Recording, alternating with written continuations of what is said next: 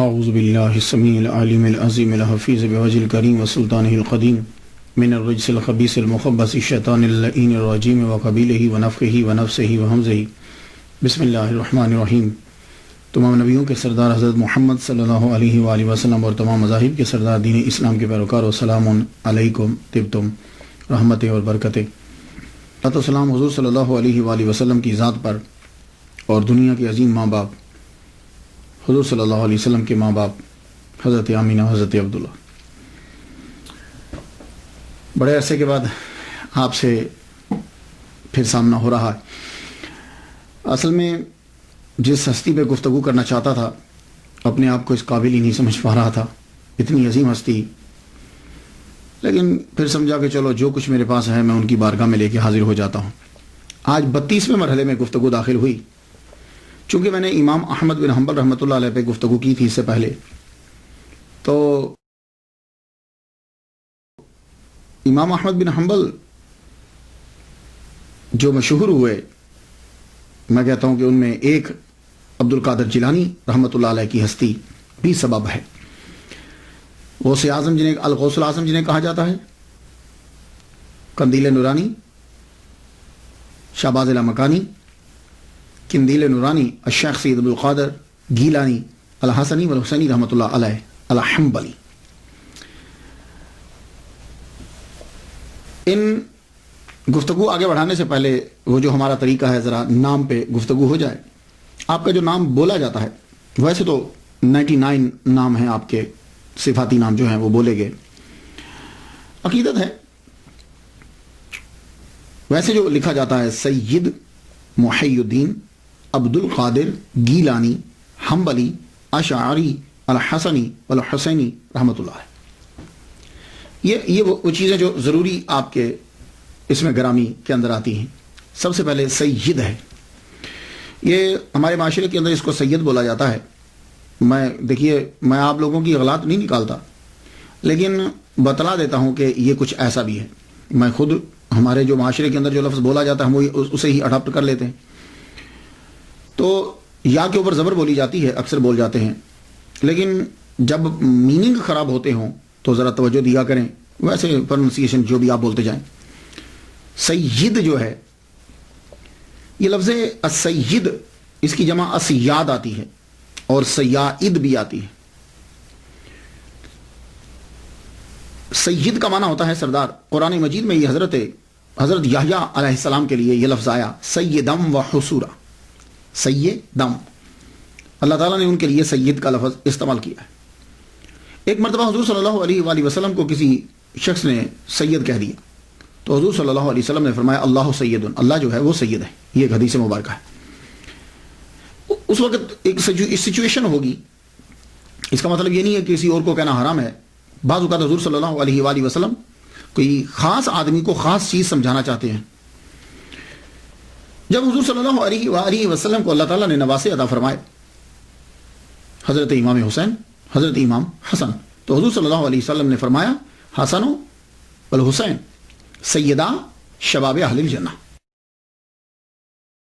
یہ میرا بیٹا حسن اور میرا بیٹا حسین، یہ دونوں جنتی نوجوانوں کے سردار ہیں۔ یعنی کہ وہ لوگ کہ جو جوانی میں مرے، غور سے سنیے گا، وہ لوگ جو جوانی میں مریں گے اور جنتی تھے ان کے یہ سردار ہوں گے۔ یہ بات یاد رکھیے گا، کیونکہ اس لیے کہ ایک اور حدیث بھی ہے، حضرت ابوبکر صدیق رضی اللہ تعالیٰ عنہ اور حضرت عمر کے بارے میں کہا گیا کہول اہل الجنہ، یہ سید ہیں جنتی بوڑھوں کے۔ تو جنت میں بوڑھا تو کوئی ہوگا نہیں، جنت میں تو سارے لوگ جائیں گے تو 33 سال کے جوان ہوں گے۔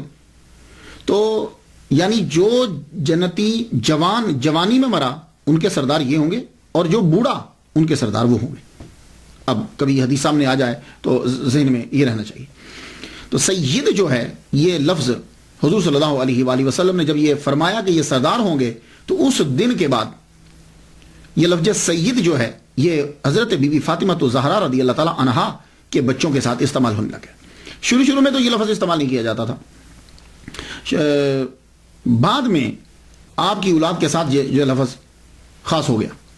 لیکن مختلف علاقوں کے اندر جو حضرت بی بی فاطمہ کی اولاد ہے ان کے لیے مختلف القاب ہیں۔ کہیں ان کو باوا کہا جاتا ہے، باوا جی، کہیں باپو کہا جاتا ہے، کہیں ان کو پکارا جاتا ہے آل نبی، اولاد علی، آل رسول، مرشد، اور عرب کے علاقوں میں سیدوں کو شریف کہا جاتا ہے. یہ جو اسیاد ہیں، سیاد ہیں، یہ انہیں شریف کہا جاتا ہے. تو عرب میں شریف امام حسن کی اولاد کو اور سید امام حسین کی اولاد کو یہ بھی کہتے ہیں مصر کی سائڈ میں. خیر بہرحال شریف جو ہے وہ ان کے لیے لفظ جو ہے وہ استعمال کیا جاتا ہے. ویسے ایک لفظ سید بھی ہے اور سیدنا بھی ہے. ویسے تو کوئی فرق نہیں ہے، لیکن نام کے ساتھ اگر سید لکھا ہو تو 99% اس سے مراد یہ ہوتا ہے کہ ان کی کاسٹ جو ہے وہ سید ہے، اور اگر سیدنا لکھا ہو تو پھر دونوں احتمال ہوتے ہیں. یہ بھی احتمال ہوتا ہے کہ وہ حضرت بی بی فاطمہ کی اولاد میں سے، اور یہ بھی احتمال ہوتا ہے کہ مریدین نے اپنے مرشد کو جو ہے وہ پکارا سیدنا کر کے، جیسے ہم تمام انبیاء کے ساتھ سیدنا. یا حضرت عمر رضی اللہ تعالیٰ عنہ جب حضرت بلال حبشی رضی اللہ تعالیٰ عنہ کو پکارتے تھے تو کہتے تھے سیدنا. تو سید اور سیدنا. ویسے تو آج کل عرب میں اگر آپ چلے جائیں تو جب لیٹر لکھتے ہیں، خط لکھتے ہیں، تو خط لکھتے ہوئے وہ سیدی لکھ دیتے ہیں شروع میں. جیسے جناب ہوتا ہے نا، عزت ماب جناب، تو سیدی لکھ دیا جاتا ہے. حضرت الغوث الاعظم جو ہیں، ان کے ساتھ جب سید آیا تو دونوں طرح سے ہوا. پیر و مرشد بھی ہے، سیدنا بھی، سید اولاد فاطمہ سے، حضرت بی بی فاطمہ کی اولاد بھی، اور ویسے بھی ہمارے سردار ہیں. اب ان کے نام کے اندر ایک اور آتا ہے گیلانی. گیلانی، اس پہ ذرا تھوڑی سی گفتگو ہو جائے. بہت سے لوگوں نے اس پہ گفتگو کی ہے، آپ میری تحقیق جو ہے وہ سماعت کیجئے. حاضر رحمت من ربی. آپ گیلان شہر کے اندر ہی پیدا ہوئے، یہ یاد رکھیے گا. گیلان، اس کا نام ہی گیلان ہے. تو آپ گیلان شہر کے اندر ہی پیدا ہوئے، اس لیے آپ کو گیلانی کہتے ہیں. اور کچھ لوگ آپ کو جیلانی کہتے ہیں جی آپ جیلان کے اندر پیدا ہوئے. لیکن یہ بات ہوتا ہے کہ جیلان اور گیلان دونوں ایران کے ہی شہر ہیں. یہاں دونوں، جیلان بھی اور گیلان بھی، اور اب بھی ایران کے اندر یہ موجود ہیں.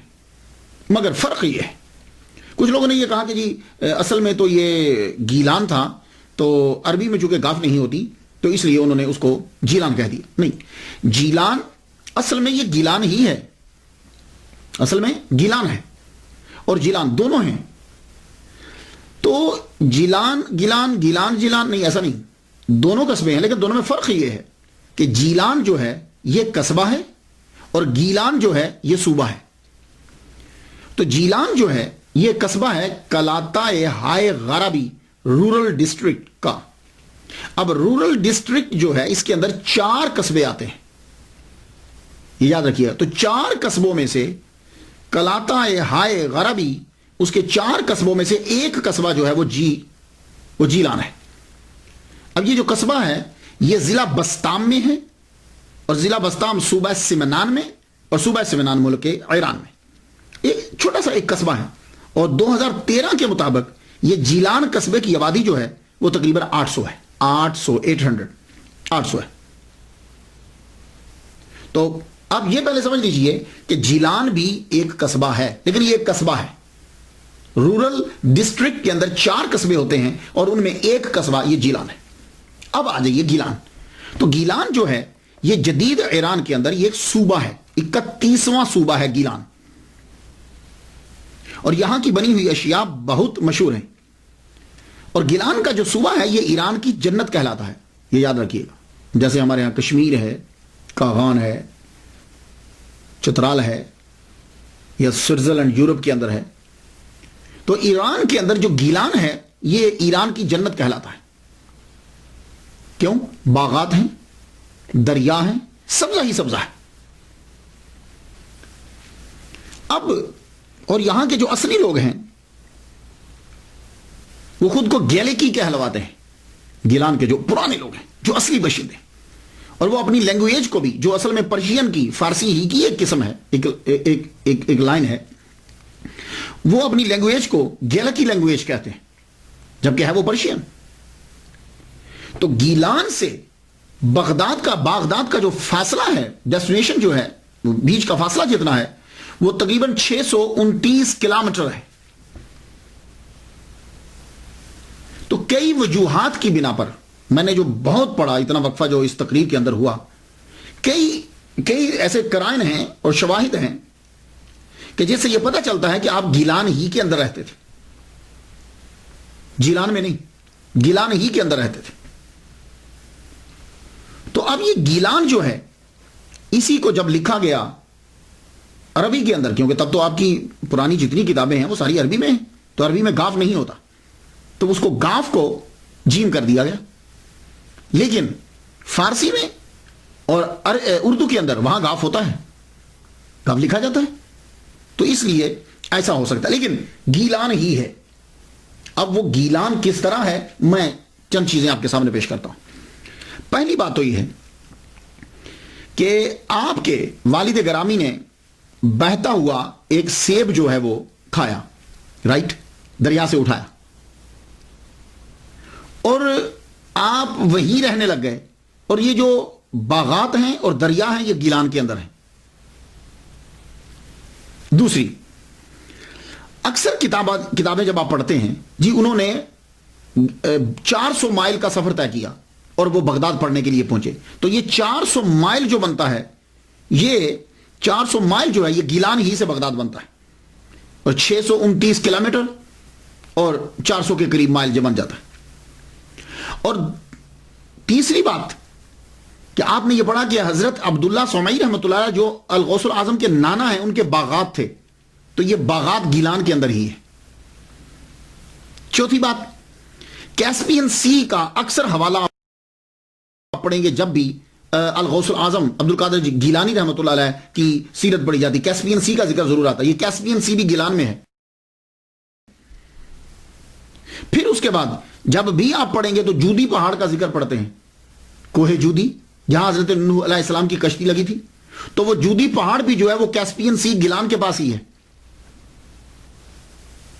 اور پھر آپ نے ان کی سیرت میں یہ پڑھا کہ ایک بڑا سرسبز و شاداب علاقہ جو ہے وہ آپ نے لیا، وہ بھی گیلان ہی میں آپ نے لیا، اور یہی جو ہے وہ آپ کے آباء و اجداد کی جو ہے وہ قبر بھی۔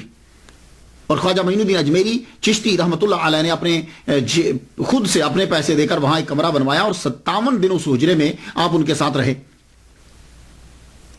اور ایک اور دلیل سنیے، آپ جب حضرت عبد القادر گیلانی رحمۃ اللہ علیہ کا نام پڑھیں گے تو آپ کو پرانی جو بڑی تحقیق کی کتابیں، چھوٹی کتابوں کا بات نہیں کر، بڑی عملی ملے گا۔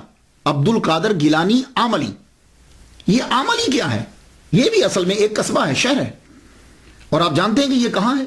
یہ ہراس دریا کے کنارے پر واقع ہے، اور یہ بھی گیلان کے پاس ہے، اور اس دریا ہی کے گرد درخت بھی ہیں اور باغات بھی۔ تو یہ تھی جو تحقیق، اتنے دن لگے۔ تو اصل میں آپ رہتے ہیں، آپ کا گھر اور نانا یہ سب ہراس دریا کے کنارے پر ہی، اور یہ گیلان میں ہے، کیسپین سی وہیں ہے، کوہ جودی وہیں ہے، تو یہ اصل میں آپ گیلانی ہیں، اور وہیں سے 400 مائل کا سفر بنتا ہے۔ اب آ جائیے حنبلی۔ حضرت عبد القادر گیلانی رحمۃ اللہ علیہ کے ساتھ حنبلی آتا ہے۔ یہ حنبلی کیا ہے؟ امام احمد بن حنبل، ان کے دادا کا نام تھا حنبل۔ حنبل کا معنی کیا ہوتا ہے؟ حنبل کا معنی ہوتا ہے لوبیا کھانا۔ لوبیا سمجھتے ہیں؟ وہ کڈنی بینز جو ہوتے ہیں، وہ گردے کی شکل کے جو ہیں، انہیں لوبیا کہتے ہیں، کڈنی بینز۔ تو حنبل کا معنی ہوتا ہے لوبیا کھانا، اور حنبل کا معنی ہوتا ہے موزہ اور پرانی آستین پہننا۔ یہ اس کے میننگ بتا رہا ہوں میں آپ کو، لیکن چونکہ امام احمد بن حنبل مشہور ہوئے تو ان کے جتنے پیروکار تھے، ان کی فقہ میں یا ان کے تصورات پر جو عمل کرتے تھے، وہ حنبلی کہلوائے۔ تو الغوث الاعظم عبد القادر گیلانی رحمۃ اللہ علیہ حنبلی اس لیے کہلوائے کہ آپ امام احمد بن حنبل رحمۃ اللہ علیہ کے پیروکار تھے فقہ کے اندر۔ یہ بات آپ یاد رکھیے گا۔ اور امام احمد بن حنبل کے آپ پیروکار کیوں ہوئے، یہ ایک بڑا کوشچن ہے۔ عبد القادر گیلانی رحمۃ اللہ رفع اجدان کرتے تھے، یہ بات یاد رکھیے گا، آپ حنفی نہیں ہیں، تو آپ حنبلی کیوں رہے؟ اس کی ایک وجہ تو یہ ہے کہ آپ المدرسۃ النظامیہ میں پڑھتے رہے۔ المدرسۃ النظامیہ کے اندر حنابلہ اور شوافع اور اشعری، ان کا فلسفہ پڑھایا جاتا تھا، دونوں کی فقہ پڑھائی جاتی تھی، ایک بات۔ دوسری بات یہ ہے کہ آپ کے جو پیر و مرشد اور آپ کے جو استاد ہیں ابو سعید مبارک مخرمی، جس کو مخزومی پڑھتے ہیں، وہ مخزومی لفظ نہیں ہے، مخرمی رحمت اللہ علیہ جو ہے وہ بھی حنبلی ہیں. تو آپ کے پیر و مرشد بھی حنبلی ہیں، استاد بھی حنبلی ہیں، اور مدرسۃ النظامیہ میں جتنے زیادہ تر استاد جو ہے وہ حنابلہ تھے. اب آپ سمجھ گئے ہوں گے. اور ایک وجہ اور سن لیجیے، ابو العباس احمد بن محمد بن ابی الغنائم محمد اظہری حسینی رحمۃ اللہ علیہ اپنے والد شیخ محمود گیلانی سے، انہوں نے شیخ علی بن حیتی سے سنا کہ ایک روز میں شیخ عبد القادر گیلانی رحمۃ اللہ علیہ کے ساتھ حضرت امام احمد بن محمد بن حنبل رحمۃ اللہ علیہ کی قبر پر گیا. تو میں کیا دیکھتا ہوں کہ جو ہی عبد القادر گیلانی رحمۃ اللہ علیہ امام احمد بن حنبل رحمۃ اللہ علیہ کی قبر انور پر پہنچے تو آپ اپنی قبر سے باہر نکل آئے. اللہ اکبر جل شان. آپ اپنی قبر مبارک سے باہر نکل آئے اور شیخ عبد القادر گیلانی رحمۃ اللہ علیہ کو اپنے سینے سے لگایا اور خلعت عطا فرمائی. اب آپ سمجھ گئے اس وجہ سے آپ جو ہیں وہ حنبلی آپ کے نام کے ساتھ لگتا ہے. اور الحسنی والحسینی، حسنی اور حسینی بھی کہتے ہیں. اس کی وجہ آپ کی والدہ ام الخیر فاطمہ بنت عبداللہ سمعی امام حسین رضی اللہ تعالیٰ عنہ کی اولاد سے، آپ کی والدہ جو ہے، اور اس لیے آپ کو حسینی کہا جاتا ہے. اور آپ کے والد گرامی سید صالح امام حسن کی اولاد سے تھے، اس لیے آپ کو حسنی کہا جاتا ہے. اور آپ نجیب الطرفین سید ہیں. اللہ اکبر. اللہم صلی علی سیدنا محمد و ابوی محمد و آل محمد و اصحاب محمد وبارک وسلم. کتنی بات ہے کہ نجیب الطرفین، سید تو ویسے ہی وراء الورا ہے، لیکن نجیب الطرفین اور الغوث العظم آپ کے نام کے ساتھ. یہ الغوث العظم تو اتنا مشہور ہو گیا ہے کہ اگر آپ صرف بول دو الغوث العظم تو فوراً سمجھ میں آتا ہے کہ عبد القادر گیلانی رحمۃ اللہ علیہ کا ذکر ہو رہا ہے. یہ الغوث العظم جو ہے ایک ٹائٹل آپ کا بن گیا. لیکن میں یہاں عرض کرتا جاؤں، ہو سکتا ہے کہ میرے کچھ دوست، میرے سننے والے جو ہیں وہ یہ کہیں، میرے کچھ دوست اب آپ جب الغوث العظم کو سنیں کہیں یا کسی بندے کے پاس بیٹھیں تو وہ پریشان ہو جائیں اور کہیں کہ یار نہیں یہ تو شرک ہے. تو میں عرض یہ کرنا چاہوں گا، اگر آپ قرآن مجید کی اسٹڈی کریں، قرآن مجید کو پڑھیں، تو بہت سے الفاظ ایسے ہیں کہ اللہ تعالیٰ نے وہ اپنے لیے بھی استعمال کیے ہیں اور اپنے بندوں کے لیے بھی وہ استعمال کیے. یہ اگر فلسفہ آپ کی سمجھ میں آ جائے تو پھر یہ الغوث العظم، مشکل کشا، یہ الفاظ جو ہیں وہ آپ کو ڈسٹرب نہیں کریں گے. بس پہلے آپ نے یہ سمجھنا ہے کہ کیا اللہ تعالیٰ نے وہ الفاظ کے جو اپنے لیے خاص کیے تھے، کیا وہ اس نے وہ بندوں پر استعمال کیے ہیں کہ نہیں کیے. یہ اگر آپ قرآن مجید سے پڑھ لیں تو آپ پر جو ہے یہ حقیقت واضح ہو جائے گی. یہ مسئلہ آپ کو کبھی ڈسٹرب نہیں کرے گا. قرآن مجید کے اندر بہت سے ایسے الفاظ ہیں کہ جو اللہ کے لیے ہیں لیکن وہ بندوں کے لیے استعمال ہوئے ہیں. سب سے پہلا لفظ جب آپ نے سورہ فاتحہ پڑھی تو الحمدللہ رب العالمین ہے. یہ لفظ رب ہے نا، جو یہ اللہ نے اپنے لیے استعمال کیا قرآن مجید کے اندر. جتنے انبیاء کرام ہیں جب بھی انہوں نے دعا مانگی انہوں نے ربنا کہہ کے دعا مانگی. اس لیے کہا جاتا ہے کہ جب بھی دعا مانگو ربنا کہہ کے دعا مانگو، کیونکہ جب ربنا سے دعا مانگتے ہو اللہ تعالیٰ خوش ہوتا ہے اور اللہ دعا قبول کرتا ہے. ربنا آتنا فی الدنیا.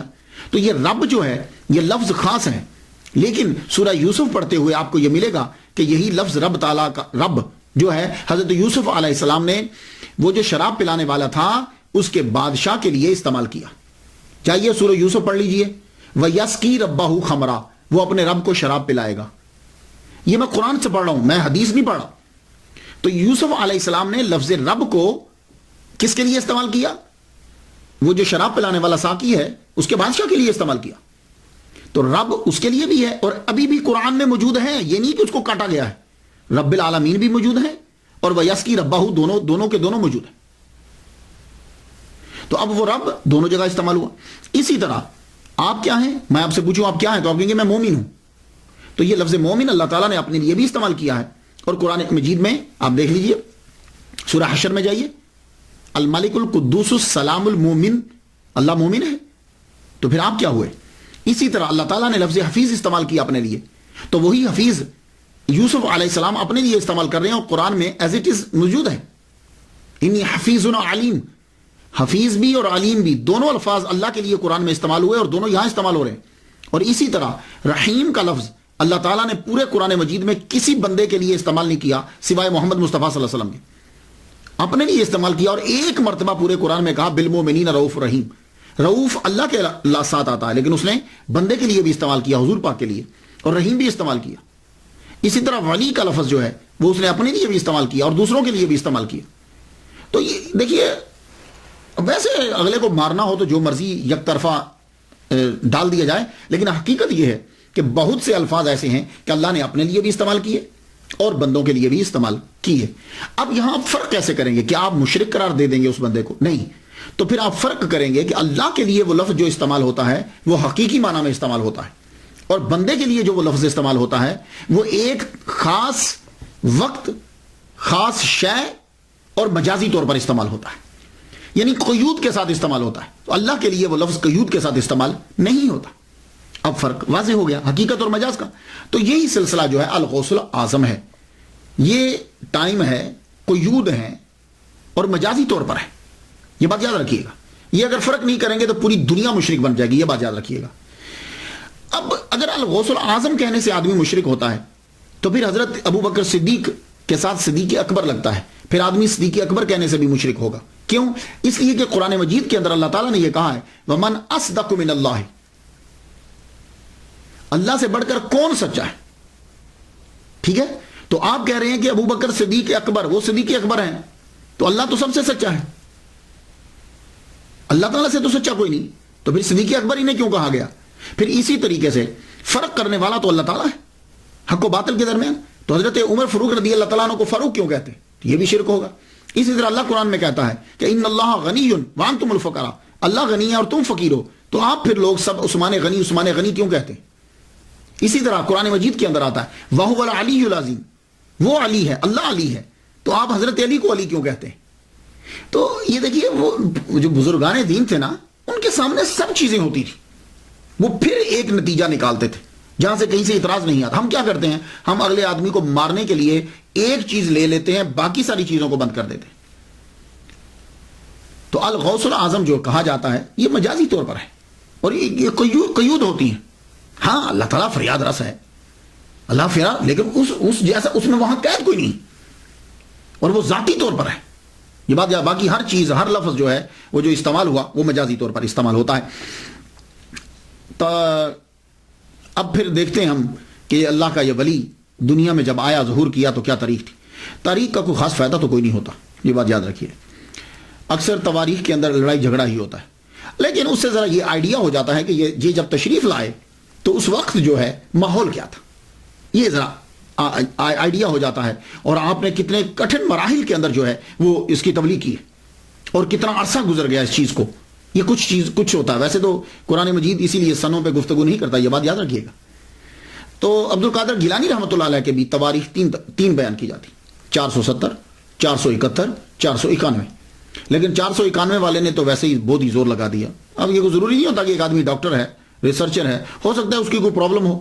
470 اور 471 اس کے اوپر اکثریت جمع ہے، اور دلائل بھی اسی کے اوپر ہی ہیں کہ آپ 470 ہی میں آپ کی ولادت مبارک ہوئی۔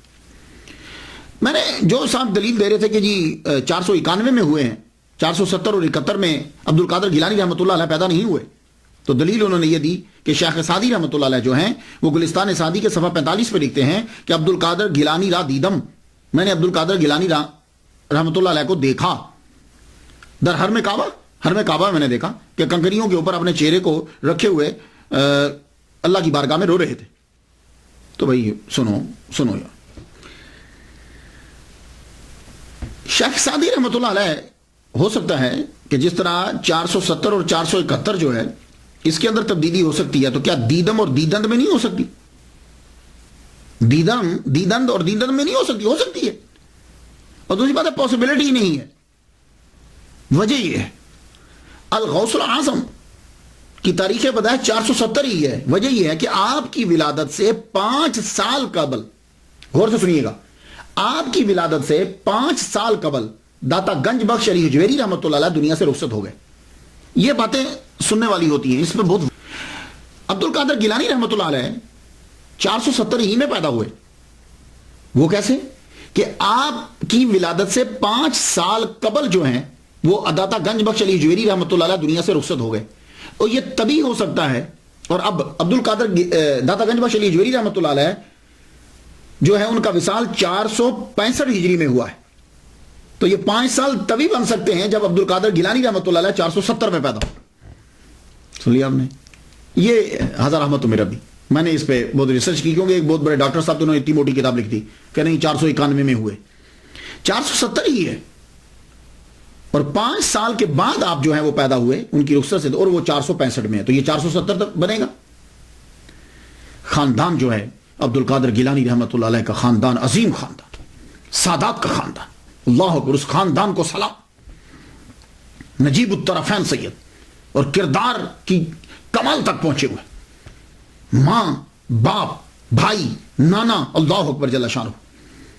الغوث العظم کا نانا سید عبداللہ سومئی رحمۃ اللہ علیہ حسینی سید، اور آپ کے والد گرامی سید ابو صالح موسیٰ رحمۃ اللہ علیہ یہ حسنی سید ہے.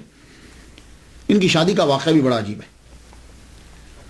حضرت سید ابو صالح موسیٰ رحمۃ اللہ علیہ آپ گیلان میں رہتے تھے، اور گیلان میں سبزہ ہی سبزہ ہے، باغات ہیں، دریا، پہاڑ، بہت خوبصورت منظر ہے، کبھی آپ جائیے. تو اب ایسے علاقے کے اندر ایک ینگ آدمی کو کیسے بچنا ہے؟ تو اس کے لیے بہترین طریقہ یہ ہے کہ وہ روزے رکھے. اس لیے جوان آدمی کے لیے روزے رکھنے کا کہا گیا. اور آپ نے کبھی غور کیا 13 14 15 13 14 15 چاند کی روزے رکھنے کو حضور نے بولا؟ کیوں؟ چاند عروج پہ ہوتا ہے، اور جب چاند عروج پہ ہوتا ہے تو پھر پانی جو ہے وہ اچھلتا ہے. کبھی آپ جائیے سمندر پہ دیکھیے، اس کی وجہ سے انسان کے اندر کا بھی جو ہے وہ بھی جوش مارتا ہے. تو ان دنوں میں روزہ رکھنے کو کہا گیا. اور آپ نے دیکھا کہ جتنے بڑے بڑے ہوٹل ہیں مہنگے، جو بڑی بڑی یہ عمارتیں بنتی ہیں، وہ سمندر کے کنارے پہ بناتے ہیں. ایک ویو آتا ہے، وہاں لوگ عیاشی کے لیے جاتے ہیں. تو جہاں سبزہ ہوگا، دریا ہوں گے، پانی ہوگا، تو وہاں کنٹرول کیسے کرے آدمی اپنے اوپر؟ تو بہترین طریقہ روزہ ہے. تو حضرت سید ابو صالح موسیٰ جوانی میں روزے رکھ رہے ہیں. تو روزہ رکھتے ہوئے آپ چل رہے ہیں ایک دریا کے ساتھ ساتھ. میری بڑی کوشش تھی بچپن سے میں تلاش کروں کہ یہ دریا کون سا ہے کہ جس دریا کے کنارے آپ چل رہے ہیں. تو جب میری ریسرچ یہ ہے کہ وہ دریا جو ہے وہ ہراز ریور ہے، یہ گیلان کے اندر ہے. اور اگر آپ اس دریا کو جا کر دیکھیں تو یہ دریا اب بھی گلیوں محلوں سے گزرتا ہوا نظر آتا ہے. اس کی مثال میں آپ کو دیتا ہوں. کوئی دریا جب پہاڑی رستوں سے نکل رہا ہو نا تو تب جا کے دیکھیے گا اس کو. یا آپ کبھی کینیڈا آئے ہوں تو کینیڈا کا بھی دریا جو ہے نا وہ بھی اسی طرح سڑک کے ساتھ ساتھ گزرتا جاتا ہے. تو وہ بالکل شفاف پانی ہو جاتا ہے، اتنی گہرائی نہیں ہوتی، نالے کی طرح نکلتا جاتا ہے. تو یہ ہراز دریا بھی بالکل اسی طرح ہی ہے. تو ہراز دریا کے کناروں کے اوپر باغات ہیں، یہ بات یاد رکھیے گا. اور یوں نکلتا ہے، ایسا لگتا ہے جیسے گلیوں میں سے گزر رہا ہے. تو آپ اس کے بالکل کنارے پہ چل رہے ہیں تو ایک سیب بہتا ہوا آ گیا. اور یہ باغات، سیب کے باغات اور یہ سارے سرسبز و شاداب علاقہ گیلان کے اندر ہی، اور ہراز بھی ریور گیلان میں ہی ہے. تو وہاں سے جب سیب بہتا آ رہا تھا، آپ نے سیب اٹھا لیا.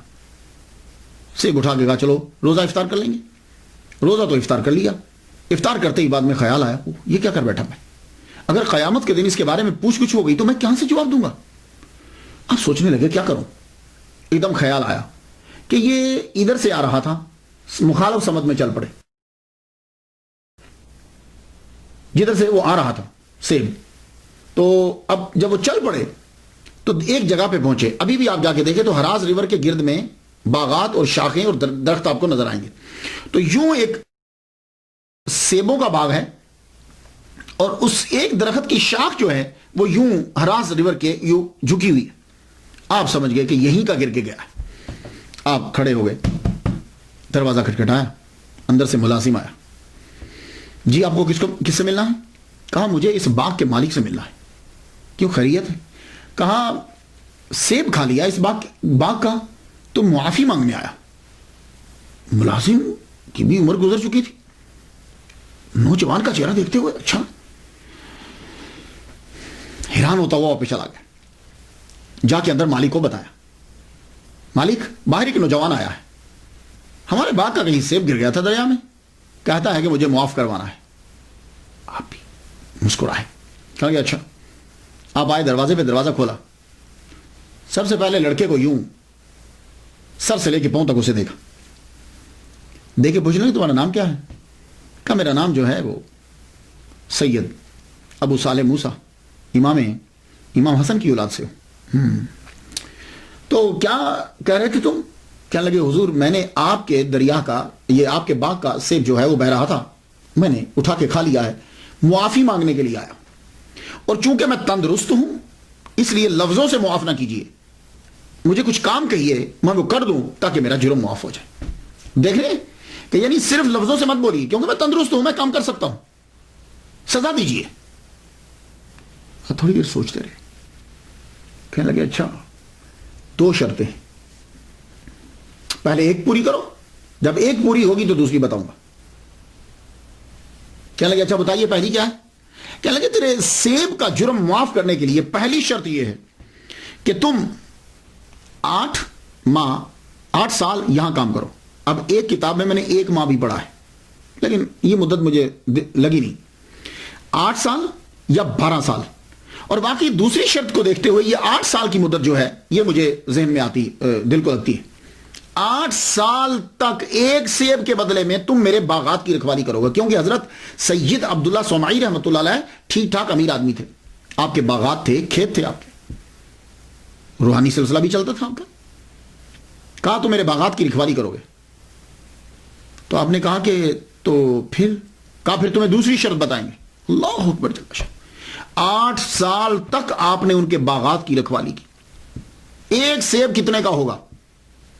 8 سال کے بعد آپ حاضر ہوئے، حضور میرے 8 سال پورے ہو گئے۔ کہا ہاں بہت اچھا کام کیا تم نے، یہ اصل میں 8 سال کے اندر تربیت کر دی، پوری کی پوری تربیت کر دی۔ کہنے لگے بہت اچھا کام کیا تم نے، اب دوسری شرط ہے، لیکن سنو اگر یہ شرط پوری نہ ہوئی تو پہلی ضائع۔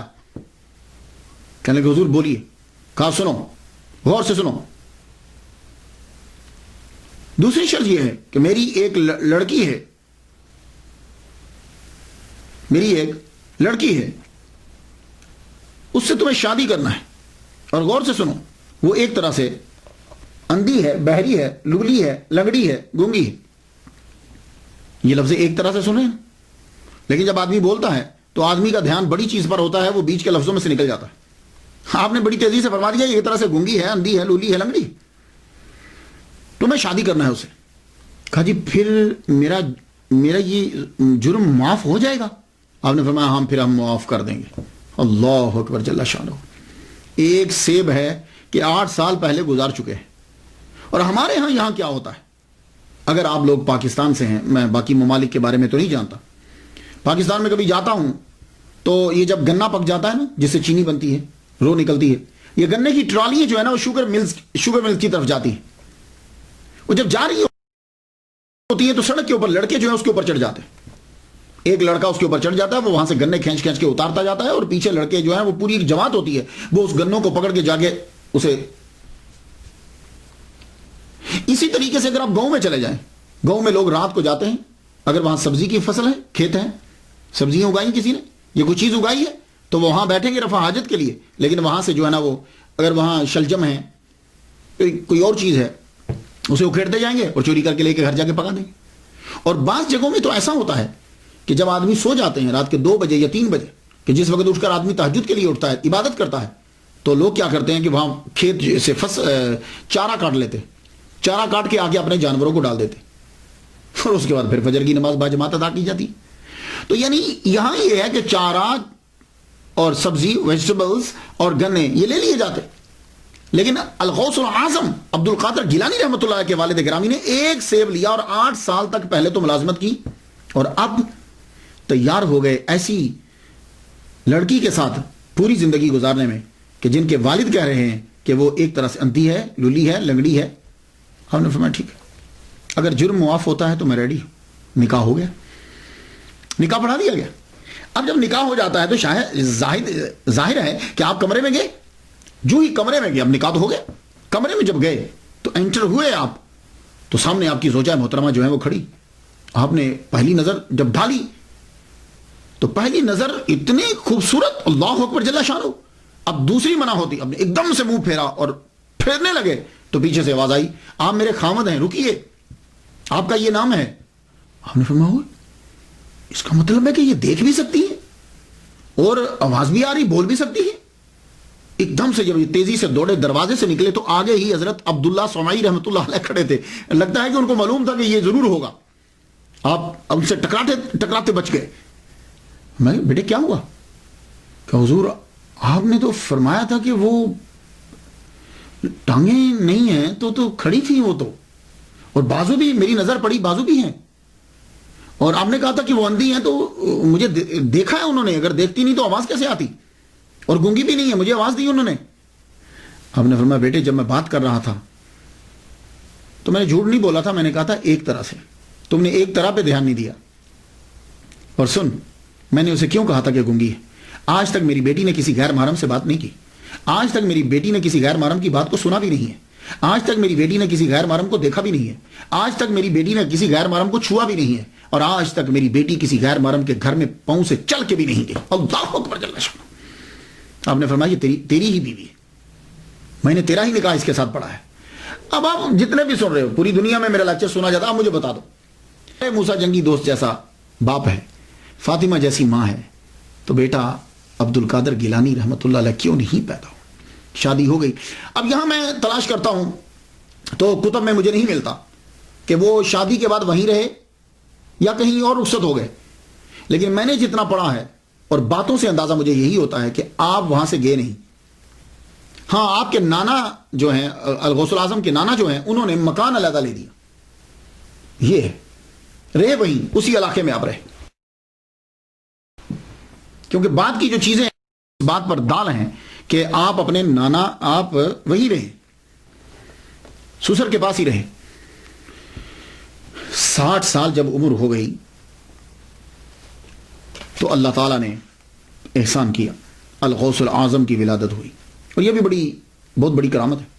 60 سال کی عمر کے اندر بچے کی ولادت ایک ناممکن سی بات ہوتی ہے، یعنی مشکلات میں آ جاتا ہے، اور آپ کی یہ کرامت ہے کہ جب آپ کی 60 سال عمر ہوئی تو اللہ تعالیٰ نے آپ کو بیٹا عطا کیا، اور وہ بیٹا کون ہے؟ وہ بیٹا دنیا میں مشہور ہوا، الغوث الاعظم شیخ سید عبد القادر گیلانی رحمۃ اللہ علیہ۔ 470 ہجری کے اندر 1 رمضان المبارک کو آپ پیدا ہوئے۔ پورے رمضان المبارک میں صبح سے لے کے شام تک آپ دودھ نہیں پیتے۔ یہ تقوینی ولی ہونے کی نشانی کہ آپ پیدائشی ولی ہیں۔ آپ نے 17 سال گیلان میں گزارے، اللہ اکبر جل جلالہ۔ آپ کی عمر 11 سال ہوئی تو آپ کے والد گرامی سید ابو صالح موسیٰ رحمۃ اللہ علیہ کا وصال ہو گیا۔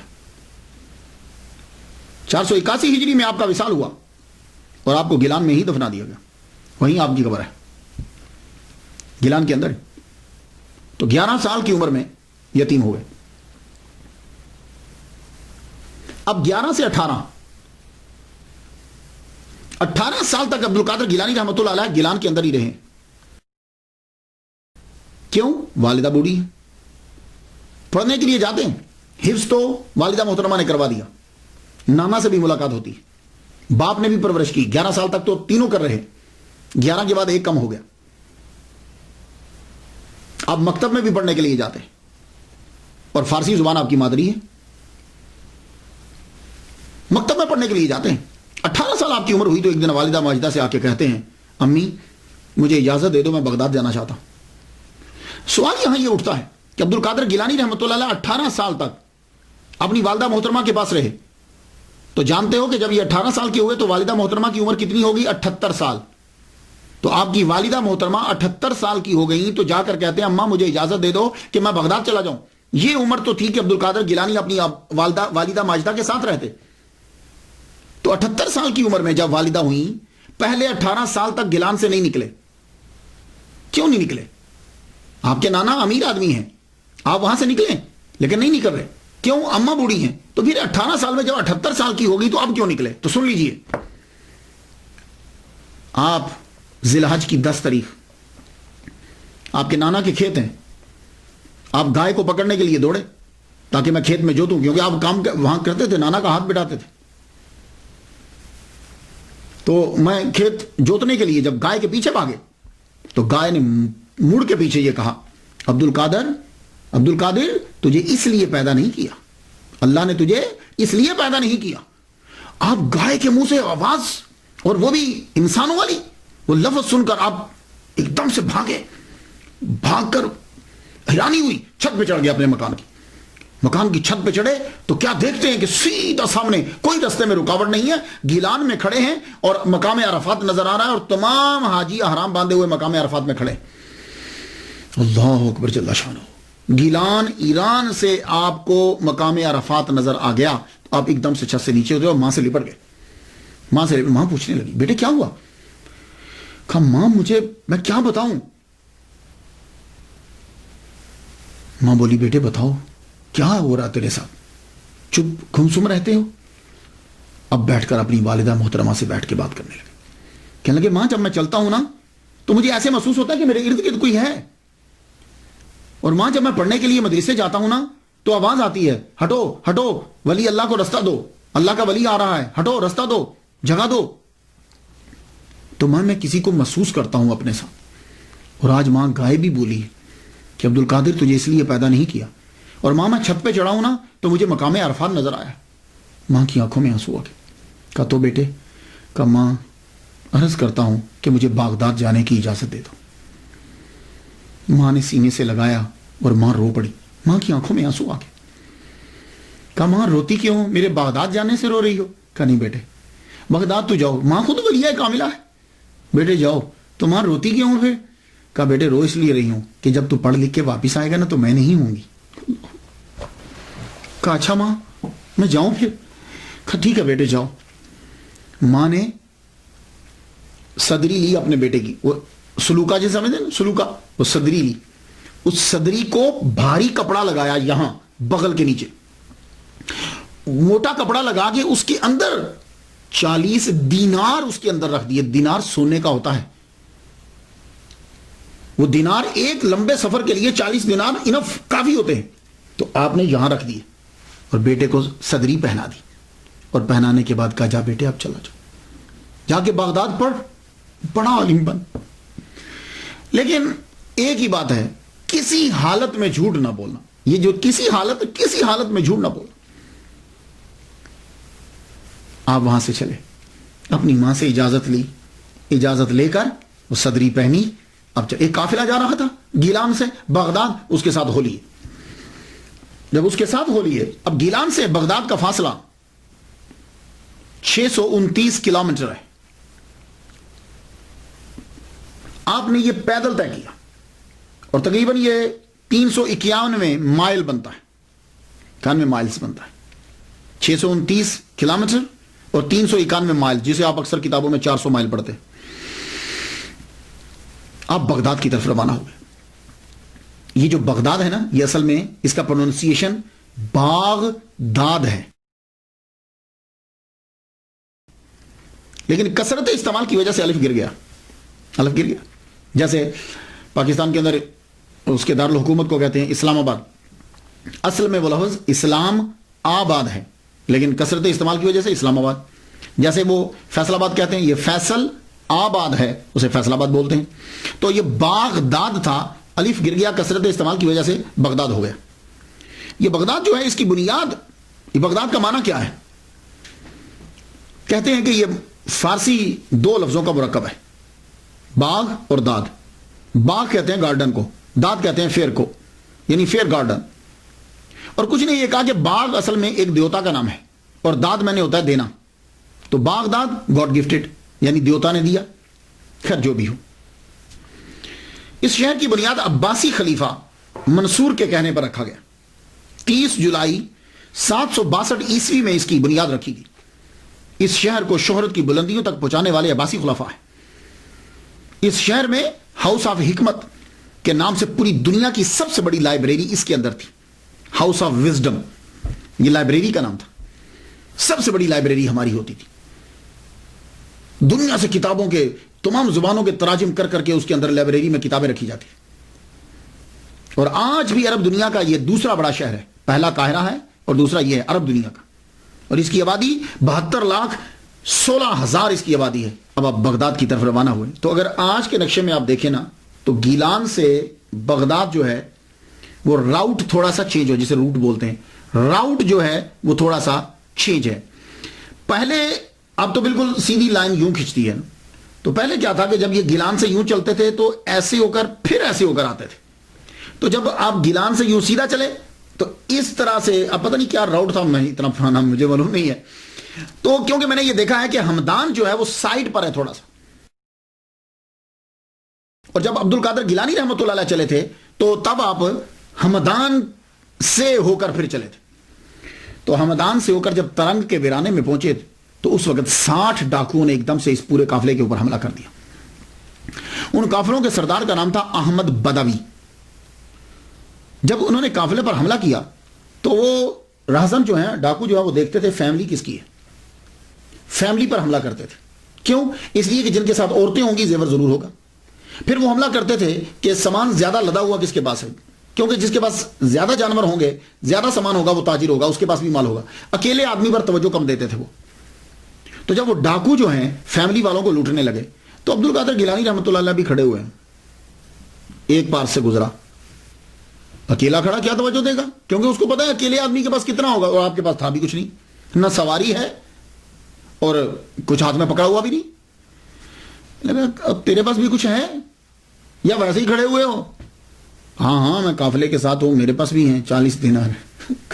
وہ ہنستا ہوا گزر گیا, پاس سے ہنستا ہوا گزر گیا. اب جب سارے قافلے کو لوٹ لیا گیا, بھائی کوئی بچا ہے, کوئی قافلے میں اور بھی ہے, آپ وہاں کھڑے ہوئے دیکھ رہے تھے. آپ کے پاس اب سردار آیا, آ کے پوچھتا ہے کاکا تیرے پاس بھی کچھ ہے؟ کہنے لگے ہاں ہے.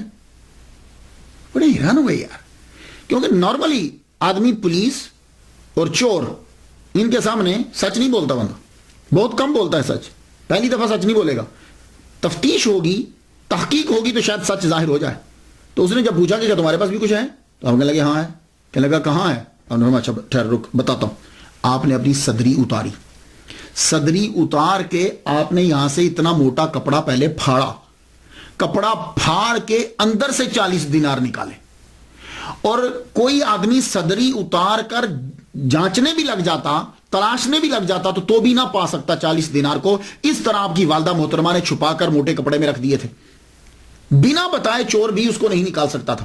آپ نے اس کو پھاڑ کے اس کے سامنے 40 دینار رکھ دیے. احمد بدوی نیچے اتر آیا, کہنے لگا کاکا لڑکے ایک بات تو بتا یار, یہ تو میں بھی ڈھونڈتا تو میں تلاش نہ کر پاتا, کیونکہ اب دیکھو نا ایک آدمی اس طرح کھڑا ہے تو پیسے یہاں ہوں تو کیسے تلاشیں گے, ہاں جیب میں ہو تو کوئی دیکھ سکتا ہے, تم نہ بتاتے تو ہم نہیں تلاش سکتے تھے, تو یہ تم نے چھپایا کیوں نہیں؟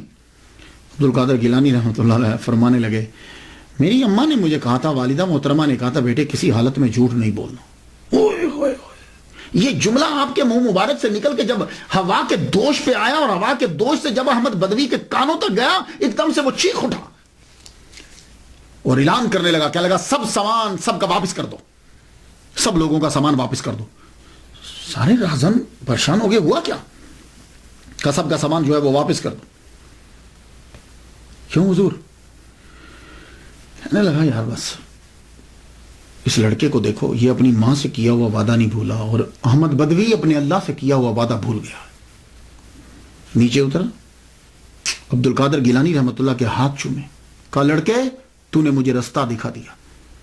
اس قدر اس کے اوپر وحشت طاری ہوئی, رات کے سناٹے میں روتا ہوا نکل گیا جنگلوں کی طرف, پھر نہیں پتا چلا کہ کہاں ہوا. عبد القادر گیلانی رحمۃ اللہ علیہ کو 40 دینار واپس کر دیے گئے. اب یہاں ذرا سنو, عبد القادر گیلانی رحمۃ اللہ علیہ بغداد میں پہنچے, سب سے پہلے آپ نے وہ 40 دینار فقیروں میں تقسیم کر دیے.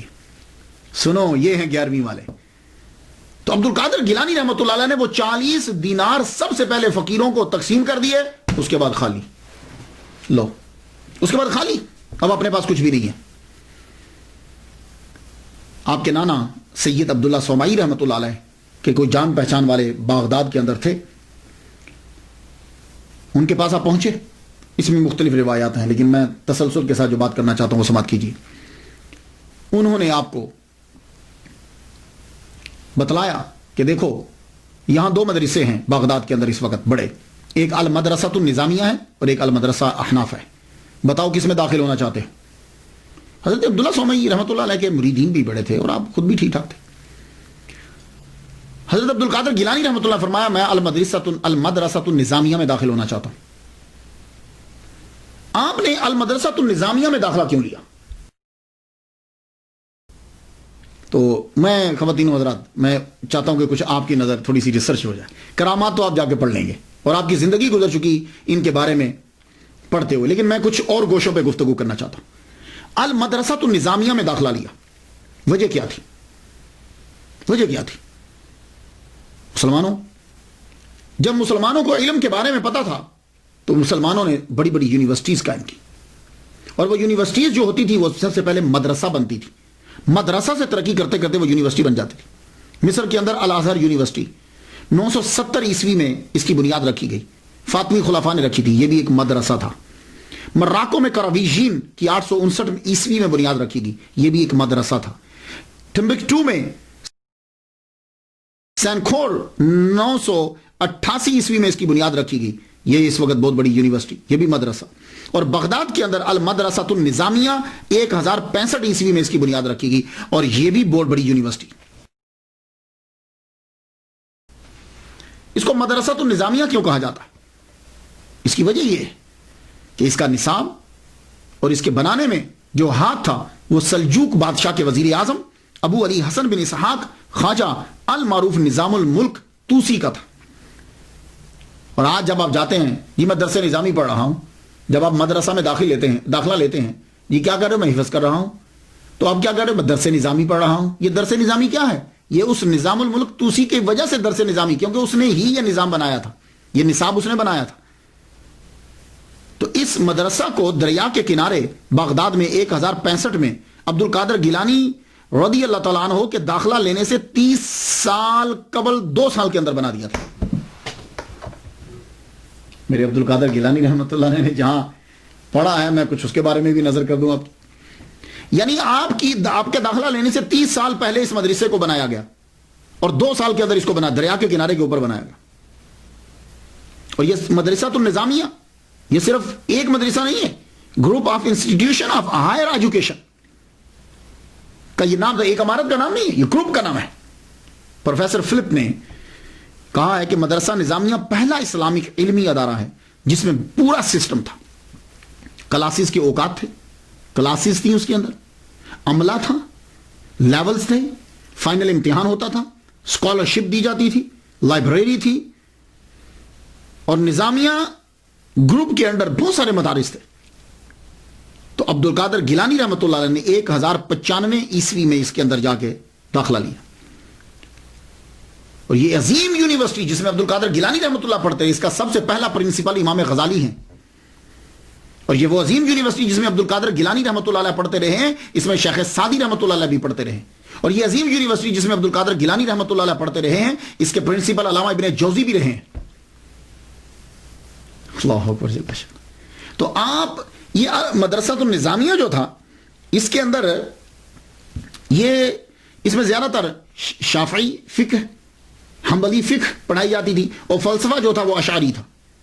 اسی لیے عبد القادر گیلانی رحمۃ اللہ علیہ شافعی اور حنبلی دونوں پہ فتویٰ دیا کرتے تھے. خیر، آپ خود مجتہد اجتہاد کے مقام پہ فائز تھے. تو یہاں جو ہے اس کے اندر آپ نے تعلیم دی. تو ابتدائی 20 دن جو ہیں آپ کے تو فاقے میں گزر گئے. داخلہ لے لیا، اس کے اندر داخلہ مل گیا.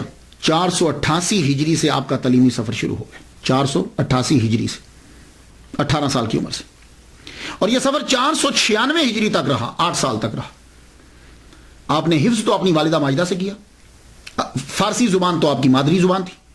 اب آ کے آپ نے سب سے پہلے عربی پڑھی، عربی ادب پڑھا، تفسیر، قرآن، حدیث، فقہ، اصول فقہ، کلام، معانی، انصاب، تاریخ، سب پڑھ لو. 8 سال کے اندر ہر شعبے کے اندر آپ نے پی ایچ ڈی کر لی، اور یہ بھی آپ کی کرامت ہے. اور خود فرماتے ہیں درست العلم حتی صرت کتبا. اب دوران تعلیم آپ کی جو زندگی گزری ہے وہ بڑی مشکل، اور یہ سارے جتنے طلباء خاص طور پر یہ میری تقریر سنیں گے، ان طلباء کے لیے یہ لایا عمل ہے. یہ چیزیں ہوتی ہیں اولیاء کرام کی جتنے طلباء گھر سے پڑھنے کے لیے آتے ہیں، اب یہ ذرا یہ حصہ ضرور سنیے گا. آپ جب پڑھنے کے لیے آئے تو کیا ہوا آپ کے ساتھ؟ اصل میں آپ کے نانا امیر تھے، وہ وہاں سے پیسے بھیجتے، آپ شام سے پہلے، سورج ڈوبنے سے پہلے وہ پیسے آپ تقسیم کر دیتے اور خود پھر فاقو. اس کا نتیجہ یہ نکلا کہ المدرسہ النظامیہ سے رہائش آپ کو نہیں ملی، رہائش آپ سے لے لی گئی. رہائش آپ سے لے لی گئی کیونکہ یہ مدرسہ جو ہے یہ ہائی لیول کا مدرسہ تھا. جیسے آج کل آپ ہارورڈ یونیورسٹی امریکہ بول لیں، آکسفورڈ یونیورسٹی لندن میں چلے جائیں، اسلامک یونیورسٹی پاکستان، اس طرح یہ ازہر یونیورسٹی میں چلی جائیں، تو بھائی فیسیں دینا پڑتی ہیں. تو آپ کیا کرتے تھے، جو پیسے آتے اسی وقت غریبوں کو دے دیتے، اور جتنے فقراء بیٹھے ہوتے خانقاہ میں جا کے دے دیتے، تو پھر باقی کیا بچتا، فیس کہاں سے دیں گے؟ تو آپ کو رہائش آپ سے واپس لے لی گئی.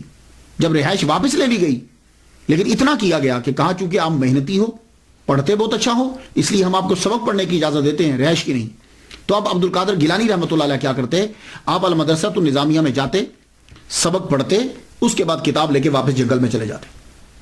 اب دھوپ ہے یا بارش ہے، اب وہاں بیٹھے آپ پڑھ رہے ہیں، دھوپ ہو جاتی تو کتاب بچ جاتی، بارش ہوتی تو اب کتاب کو بچانے کے لیے چلتے. سر کے اوپر ایک امامہ شریف ہوتا پرانا، اور ایک جبہ آپ نے ذبح تن کیا ہوتا، بس اس طریقے سے آپ نے پڑھا. اور کئی دن تک آپ کو کھانا نہیں ملتا. اور آج تو مدرسہ کے اندر کھانے ملتے ہیں، کئی دن تک کھانا آپ کو نہیں ملتا. اور اگر کھانا ملتا بھی ہے، پیسے آتے بھی ہیں، تو فوراً فقراء میں تقسیم کر دیتے یا غریب طلباء میں تقسیم کر دیتے. آپ فرماتے ہیں کہ میں وہاں پڑھتا رہا، اور طالب علم 8 سالہ دور کس طرح گزاریں گے. فرماتے ہیں کہ ایک مرتبہ کیا ہوا کہ ایک یعقوبہ شہر کے بارے میں پتہ چلا کہ وہاں کے لوگ جو ہیں بڑے اچھے ہیں، کیونکہ وہاں شیخ شریف یعقوبی رحمۃ اللہ علیہ، اللہ کے ولی، بہترین مقرر، وائز، ان کی وجہ سے وہ لوگ بڑے ہی نرم دل ہیں. وہ کیا کرتے ہیں کہ جب ان کی فصل پک جاتی ہے تو وہ غرباء کو، فقراء کو، طلباء کو جو ہیں وہ فصل میں سے دیتے ہیں. تو لڑکوں نے یہ کہا کہ آؤ عبد القادر تم بھی چلو ہمارے ساتھ. اللہ تعالیٰ نے آپ کی ملاقات ایک بزرگ سے کروانی تھی، ورنہ کھانے کا تو آپ کو ابھی فکر رہتی نہیں تھی. آپ ان کے ساتھ چل پڑے. جو ہی یعقوبہ شہر کے اندر داخل ہوئے، اس گاؤں میں داخل ہوئے، تو کسی نے بتایا کہ یہاں شیخ شریف یعقوبی رحمۃ اللہ علیہ ہوتے. فرمانے لگے اس وقت کہاں ہیں؟ کہا اس وقت وہ لیکچر دے رہے ہیں، یعنی واز فرما رہے ہیں، اور لوگ واز سن رہے ہیں.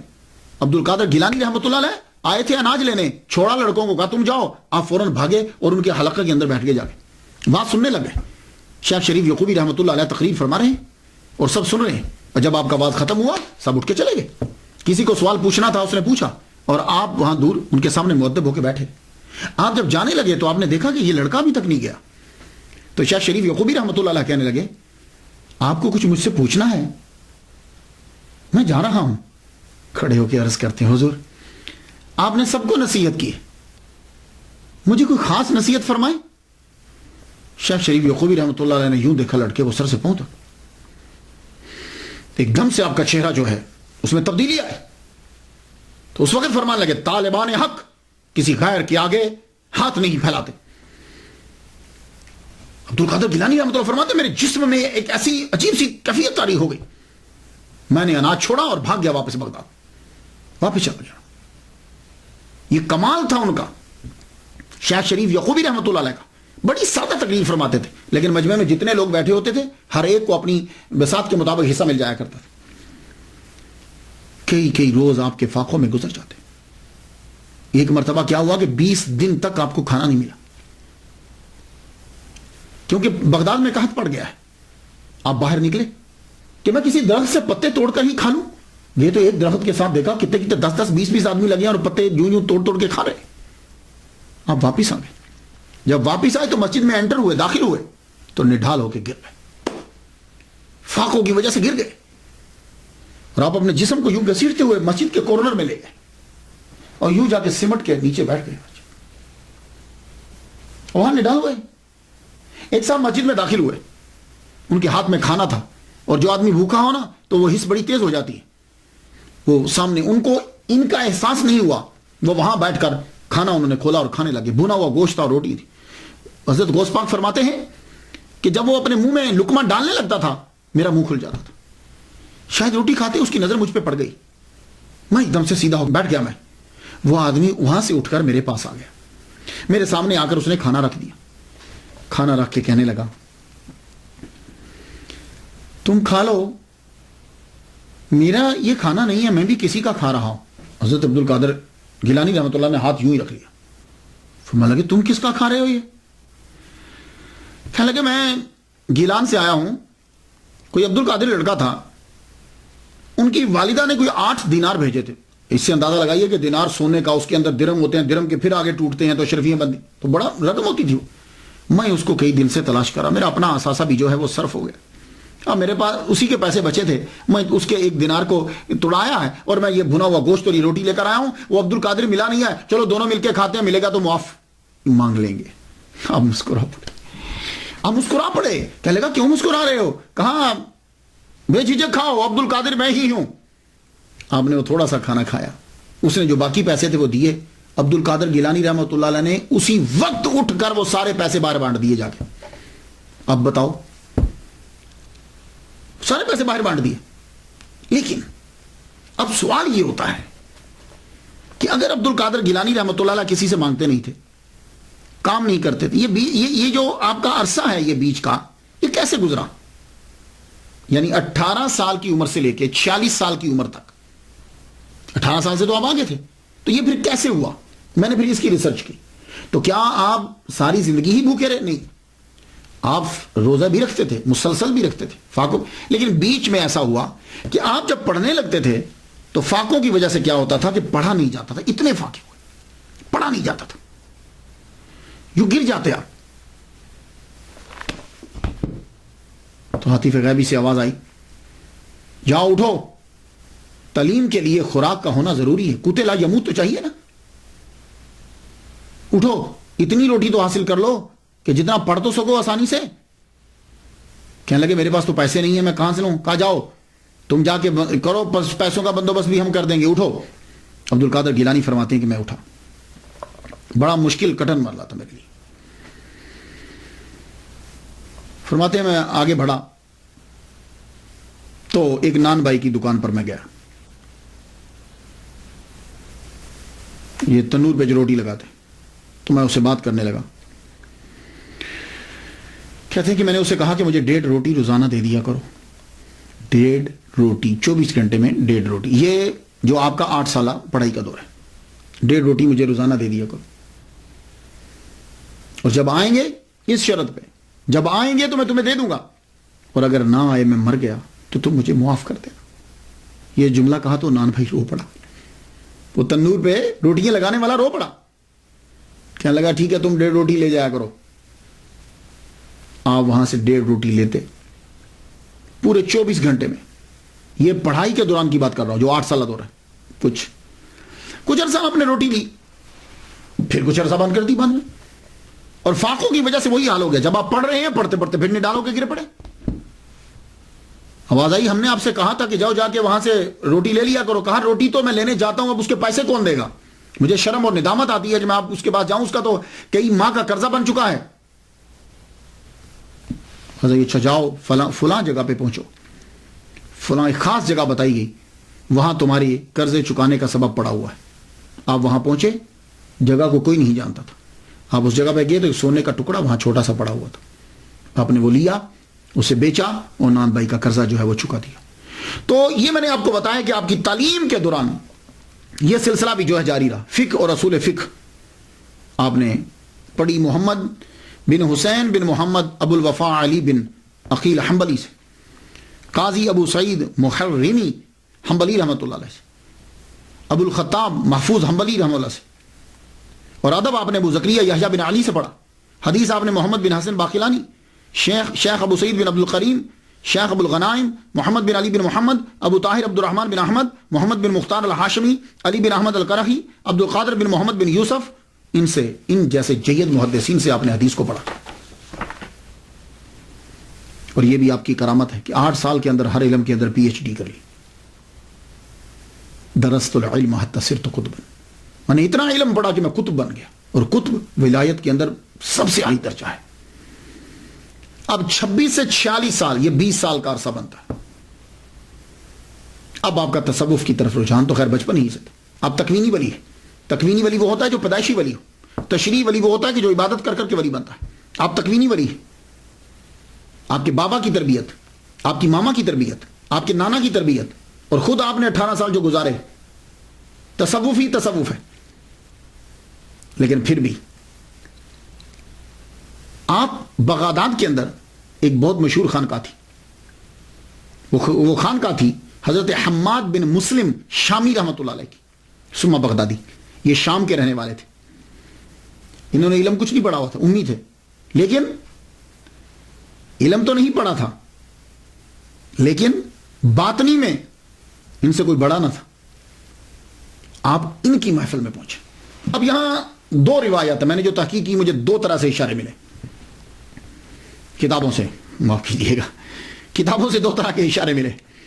ایک تو یہ ہے کہ آپ جب بغداد آئے ہیں تو پہلے ان سے ملاقات ہوئی ہے کہ آپ انہی کی خانقاہ میں ٹھہرے. ایک یہ اشارہ کہ آپ جب تشریف لائے تو آپ نے یہ جو حضرت حماد بن مسلم ہے، یہ شام سے آ کر انہوں نے یہاں خانقاہ بنائی تھی، اور آپ کے پاس فقراء رہتے تھے، تو آپ ان کے پاس آئے. تو جب آئے تو آپ نے ان کو دیکھتے ہوئے فرمایا کہ تم ظاہری علم جا کر پڑھو، ظاہری علم پڑھو جا کر. اور آپ نے مدرسہ نظامیہ وغیرہ میں جا کے پھر داخلہ لیا. ایک یہ مجھے اشارہ کتابوں سے یہ ملا. مگر وقتاً فوقتاً آپ ان کے پاس آتے رہتے تھے، تعلیم کے دوران بھی آتے اور بیٹھتے. بہت سے تصوف کے مسائل اور مشکل جو چیزیں وہ حل ہوئی ان سے. اور آپ فرمایا کرتے تھے کہ یہ جو اجمی ہے نا، کیونکہ آپ فارسی بولتے تھے نا، یہ جو اجمی ہے نا ایک دن ولایت کے بڑے اعلیٰ مرتبہ پہ فائز ہوگا.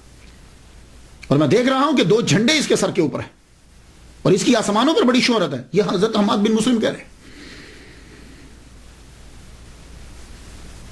اور دوسرا نظریہ یہ ہے کہ آپ کی ملاقات حضرت حماد سے تحصیل علم کے بعد ہوئی ہے. یہ دوسرا جو مجھے کتابوں سے اشارہ ملا. وہ کیسے کہ جب آپ نے تمام علوم 8 سال کے اندر جب آپ نے پڑھ لیا، پڑھنے کے بعد بغداد کی حالت آپ نے دیکھی تھی، فتنہ و فساد ہر جگہ، عیاشی ہے، لوگ دین سے ہٹے ہوئے ہیں. تو آپ نے بھی اپنی کتابیں پکڑی، جنگل کی طرف چل پڑے، نکلے. اب جب باب حلبہ کی طرف چلے تو وہاں سے صحرا کی طرف رستہ جاتا تھا. اب جانے لگے تو کسی شے نے یوں دھکا دیا کہ آپ نیچے گر گئے. نیچے گرے تو آواز آتی ہے کہاں جا رہے ہو؟ تو آپ نے بولا میں جا رہا ہوں، میرا دین تو بچ جائے، میں اپنے دین کو بچانے کے لیے جا رہا ہوں. تو آواز آتی ہے مت چھوڑ کر جاؤ، واپس جاؤ، اللہ کی مخلوق کو تم سے فیض پہنچے گا. آپ بولے مجھے اپنے دین کی حفاظت کرنا ہے. آواز آئی تمہارے دین کی کہ تم فکر مت کرو، اللہ تعالیٰ تمہارے دین کو بچائے گا تیرے لیے، بلکہ تو دین کی خدمت کرے گا. یہ ہے دوسرا. آپ وہاں سے اٹھے، واپس آ گئے. واپس آئے تو بغداد کی ایک گلی سے گزر رہے تھے، سنسان گلی ہے، کوئی بھی نہیں ہے. تو پیچھے سے ایک دم سے ایک دروازہ کھلا اور آواز آئی کل کہاں جا رہے تھے؟ آپ نے مڑ کر دیکھا تو دروازہ بند ہو چکا تھا.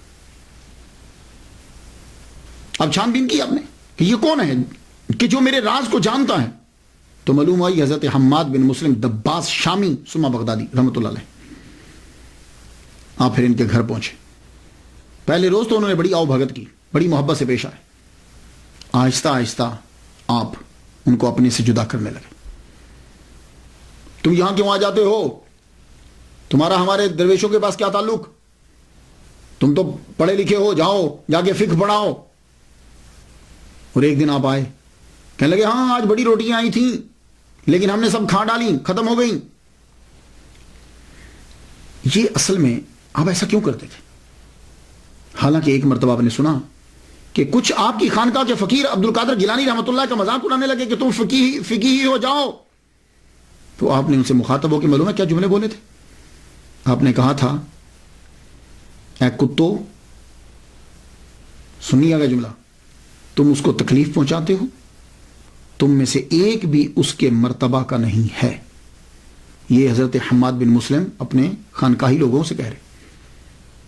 میں تو اس کو اس لیے اذیت دیتا ہوں. اب 3 وجہ. آپ کیوں اذیت دیتے؟ پہلی وجہ تو یہ ہے آپ نے خود بیان کی. فرماتے ہیں میں امتحاناً اسے اذیت دیتا ہوں لیکن وہ ایسا پہاڑ ہے کہ اس میں ذرا برابر جنبش نہیں ہوتی, اور اس اجمی کا اتنا رتبہ ہوگا کہ تمام اولیاء اس کی طرف رجوع کریں گے. اور دوسری وجہ, آپ کے پاس ان کا فیض نہیں تھا. عبد القادر گیلانی رحمۃ اللہ علیہ کا فیض حضرت حماد بن مسلم کے پاس نہیں تھا.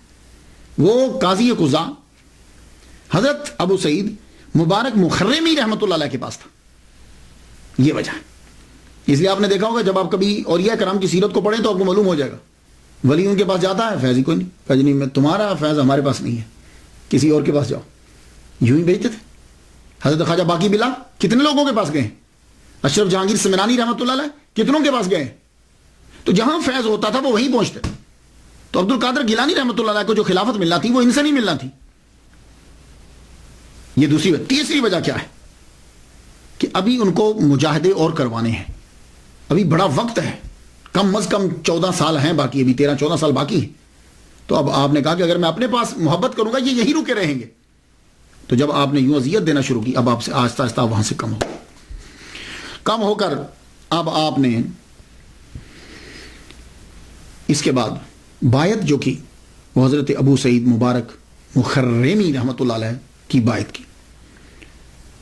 آپ ان کے استاد بھی ہیں اور آپ مدرس بھی ہیں, پرنسپل بھی ہیں. آپ نے محلہ باب الازج میں آپ نے ایک مدرسہ بنایا تھا, اس مدرسے میں خود پڑھاتے تھے, اور تصوف کے اندر اتنے گئے کہ آپ نے قاضی کی سیٹ چھوڑ دی. ان کی بایت کی عبد القادر گیلانی رحمۃ اللہ علیہ, اور یہ بھی حنبلی تھے. تو اب مجاہدات شروع ہو گیا. اب میں یہاں پڑھتا ہوں کہ کہتے ہیں کہ 20 سال آپ نے مجاہدہ کیا ہے, 20 سال جو ہے نا وہ جنگلوں میں پھرتے رہے. تو یہاں میں عرض کرنا چاہوں گا کہ جب ہم دیکھتے ہیں, سالوں کو گنتے ہیں, ان پہ تحقیق کرتے ہیں, تو کچھ لوگ جو ہیں وہ محبت میں آ کے سال بڑھا دیتے ہیں کہ اتنے سال مشقتیں اٹھائیں, اتنے لوگوں سے ملے. لیکن وہ جب ہم تحقیق کرتے ہیں تو یہ کوئی ضروری نہیں ہوتا کہ ایک آدمی 40 سال مجاہدے کرے گا ہی تو مرتبہ ملے گا. ہو سکتا ہے کہ ان کو ایک دن میں مل جائے, کوئی دن بڑھانے کی ضرورت نہیں ہوتی. اب یہ جو کہا گیا کہ 20 سال تک آپ جو ہے وہ مجاہدے کرتے رہے, اب ذرا دیکھ لیجئے, میرے نزدیک یہ صرف کچھ دورانیہ 13 سال کا بنتا ہے. وہ کس طرح؟ اب ذرا دلیل سن لیجئے. 18 سال کی عمر میں آپ نے تعلیم شروع کی, تو 8 سال بغداد میں مختلف مدارس میں آپ پڑھتے رہے. کتنی عمر ہوگی؟ 18 اور 8 26. پھر آپ نے مجاہدہ شروع کیا, ٹھیک ہے. تو حضرت ابو سعید مبارک مخرمی رحمۃ اللہ علیہ نے آپ کو خلافت دی. خلافت دینے کے بعد آپ کو اپنے مدرس کا انچارج, مدرسے کا انچارج بنایا, اور وہیں آپ کو تدریس کے لیے بھی بولا. تو آپ جانتے ہیں کہ مبارک مخرمی حنبلی رحمۃ اللہ علیہ کا وصال 513 میں ہوا ہے, 513 ہجری میں ہوا ہے. اور اس وقت حضرت عبد القادر گیلانی رحمۃ اللہ علیہ کی عمر 43 سال تھی. تو کم از کم اگر پیر کی موجودگی میں 3 سال بھی پڑھایا ہو تو آپ کی عمر 40 سال تو تھی جب آپ مدرسے میں ہوئے. تو جب مجاہدہ چھوڑا اور تدریس شروع کی 40 سال تو عمر ہونی چاہیے.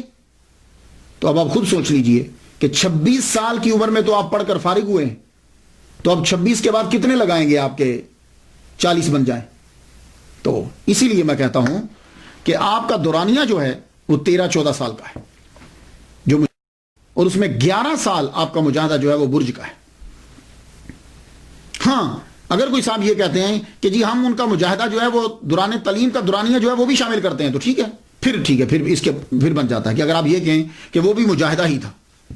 آپ نے پڑھا, پڑھنے کے بعد اب آپ ریاضت اور مجاہدے کے لیے اپنے پیر کی کہنے کے اوپر حضرت خضر علیہ السلام بھی آپ کی تربیت کر رہے. پہلے وہ سال کے بعد آتے تھے, 3 سال تک انہوں نے اسی طرح کیا. وہ 1 سال میں آتے, پھر سال کے بعد آتے, پھر سال کے بعد آتے, پھر اس کے بعد آپ زیادہ آنے لگ گئے, آپ کی تربیت کرتے. بلکہ بعض اوقات تو ایسا ہوتا کہ آپ رہتے ہی ان کے ساتھ. اب انسان کی جو بھری جوانی ہوتی ہے, 40 سال تک انسان کی تقریباً جوانی رہتی ہے اگر وہ اپنی چیزوں کو سنبھال کے رکھے. 40 سال تک تو رہتی. اب 40 سال کے اندر عبد القادر گیلانی رحمۃ اللہ علیہ کے کردار پر کوئی آدمی انگلی نہیں اٹھا سکتا کہ وہ یہ کہے کہ یہ عبد القادر گیلانی رحمۃ اللہ نے یوں کیا. ولادت سے لے کے 40 سال تک یہ بھری جوانی کا ٹائم ہے. جب سے آپ جوان 18 سے لے لیجیے, کوئی آدمی انگلی نہیں اٹھا سکتا. لیکن اس کو کنٹرول کرنے کے لیے آدمی کے لیے سب سے بہترین طریقہ یہ ہوتا ہے روزے. تو عبد القادر گیلانی رحمۃ اللہ علیہ نے روزے رکھے.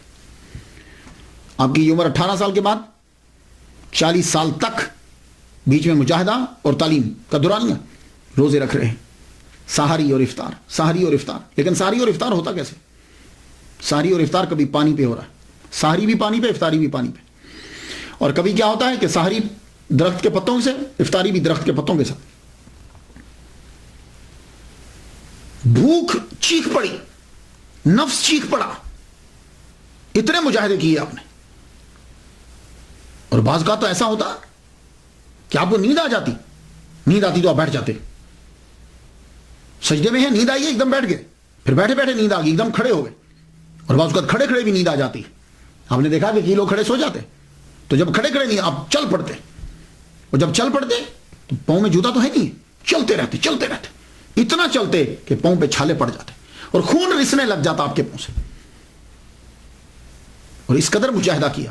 ولی بننا آسان نہیں ہے، یہ ولیوں کا بادشاہ بننا ہے. اس لیے ہر اور آپ اتنے کمزور ہو جاتے کہ ایک دم سے گر جاتے. لوگ سمجھتے کہ فوت ہو گئے ہیں، اور لوگ اٹھا کر تجہیز و تکفین کا انتظام کرنا شروع ہو جاتے. لیکن ہوتا کیا، ایک دم سے آپ کے جسم میں جنبش ہوتی تو لوگوں کو پتا چلتا نہیں بھائی یہ زندہ ہے. اللہ. جب شیطانوں نے یہ دیکھا کہ انہوں نے نفس پر کنٹرول کر لیا ہے، تو شیطان سب سے پہلے وسوسہ ڈالتا ہے. یہ بات یاد رکھیے، وہ وسوسہ ڈالے گا، خود کچھ نہیں کہتا، آگے وسوسہ ڈالتا ہے اور آدمی برائی کرنے لگ جاتا ہے. لیکن وہ وسوسہ جب ڈالتا ہے تو نفس اس کو کنٹرول کرتا ہے. تو جب تم نفس کو جس نے کنٹرول کرنا ہے، آگے تمہیں لے جانا ہے، جب تم نے اس پہ قبضہ کر لیا، اب شیطان جب دیکھا کہ نفس پر کنٹرول ہو گیا ہے، اب شیطان خود آئے. تو ابلیس خود نہیں آتا. عبد القادر گیلانی رحمۃ اللہ علیہ کو تنگ کرنے کے لیے چیلے بھیجے. اب چیلے آپ کے سامنے آ کے کھڑے ہو جاتے اور آپ بھوک سے نڈال ہو کے گرے پڑے. اب وہ آپ کو مارنے کے لیے آگے بڑھتے، اللہ تعالیٰ ایک دم سے فرشتوں کی جماعت کو بھیجتا، وہ آگے لڑتے اور ان کو مارتے. اب جب یہ شیطانوں نے یہ دیکھا کہ ہمارا بس نہیں چل رہا، اب ابلیس خود آیا. ابلیس خود نہیں آتا، یہ یاد رکھیے، ابلیس خود نہیں آتا، وہ اس کے چیلے ہی بڑے پاورفل ہیں. لیکن عبد القادر گیلانی رحمۃ اللہ علیہ نے شیطانی دنیا کو تباہ کر کے رکھ دیا، بن نہ اٹھے. اب شیطان خود آئے، ابلیس خود آتا ہے. اب خود آ کے اس نے غوث سمدانی کو بڑا تنگ کیا. ایک دفعہ تو مارنے کے لیے آگے بڑھا، کہنے لگا تم نے کیا ہمیں تباہ کر دیا ہے. عبد القادر گیلانی رحمۃ اللہ کو جب مارنے کے لیے آگے بڑھا، آپ فرماتے ہیں ایک دم سے ایک ہاتھ ظاہر ہوا اور اس کے سر کے اوپر اتنی زور سے پڑا کہ یہ زمین کے اندر دھس گیا. اور اس کے بعد پھر یہ باپ باہر نکلا. فرماتے ہیں کبھی کبھی شیطان آتے، میں لا حول ولا قوت الا باللہ العلی العظیم پڑھتا تو آگ لگ جاتی ان کو. اس لیے آپ لوگ بھی جب کبھی ایسا محسوس کرو تو لا حول ولا قوت الا باللہ العلی العظیم پڑھیں، ان کو آگ لگ جاتی. مجاہدوں کے دوران حضرت خضر علیہ السلام کا آنا جانا بھی رہتا. 496 ہجری سے لے کے 509 ہجری تک چلوں کا سلسلہ رہا ان کا. اور زیادہ تر آپ برج، ایک کھنڈر پرانی عمارت تھی، اس کے اندر رہتے. آخری جو آپ کا چلہ ہے وہ بڑا شدید چلہ تھا. 40 دن تک آپ نے کچھ نہیں کھایا، کچھ نہیں کھایا. اب شیطان اس کے اندر، اب اس کو بھی معلوم ہو گیا کہ یہ اپنے مقام پہ پہنچنے والے. ابلیس جان جانتا ہے. اب اس نے کیا حربہ استعمال کیا، شدید گرمی، پیاس آپ کو لگی ہے، 40 دن ہو چکے ہیں. اب بادلوں میں آ جاتا ہے اور آ کے کہتا ہے عبد القادر، اب یہ بہت بڑا اس جگہ پر آ کے بڑے بڑے ولی جو ہیں وہ پھسل جاتے ہیں.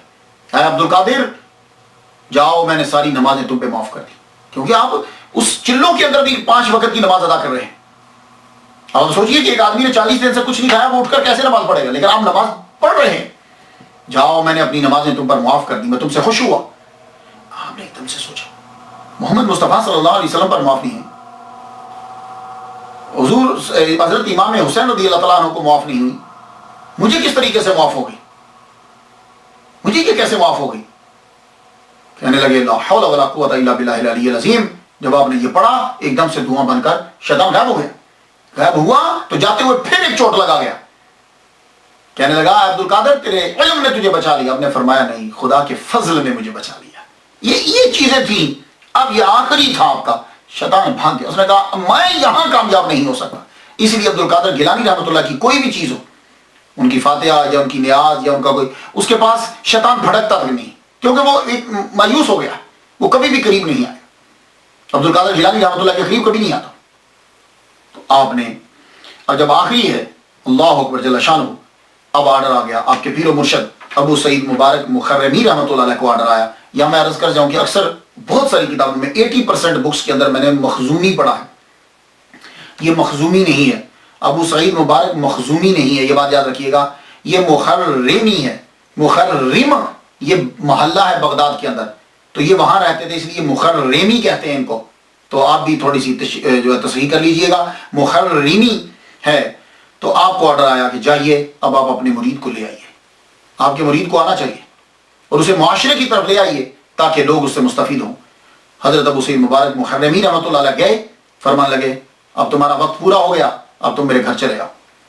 آپ یہ کہہ کے واپس گھر آ گئے. واپس آئے تو آپ وہیں پڑے رہے. تھوڑی دیر کے بعد حضرت خضر علیہ السلام آئے.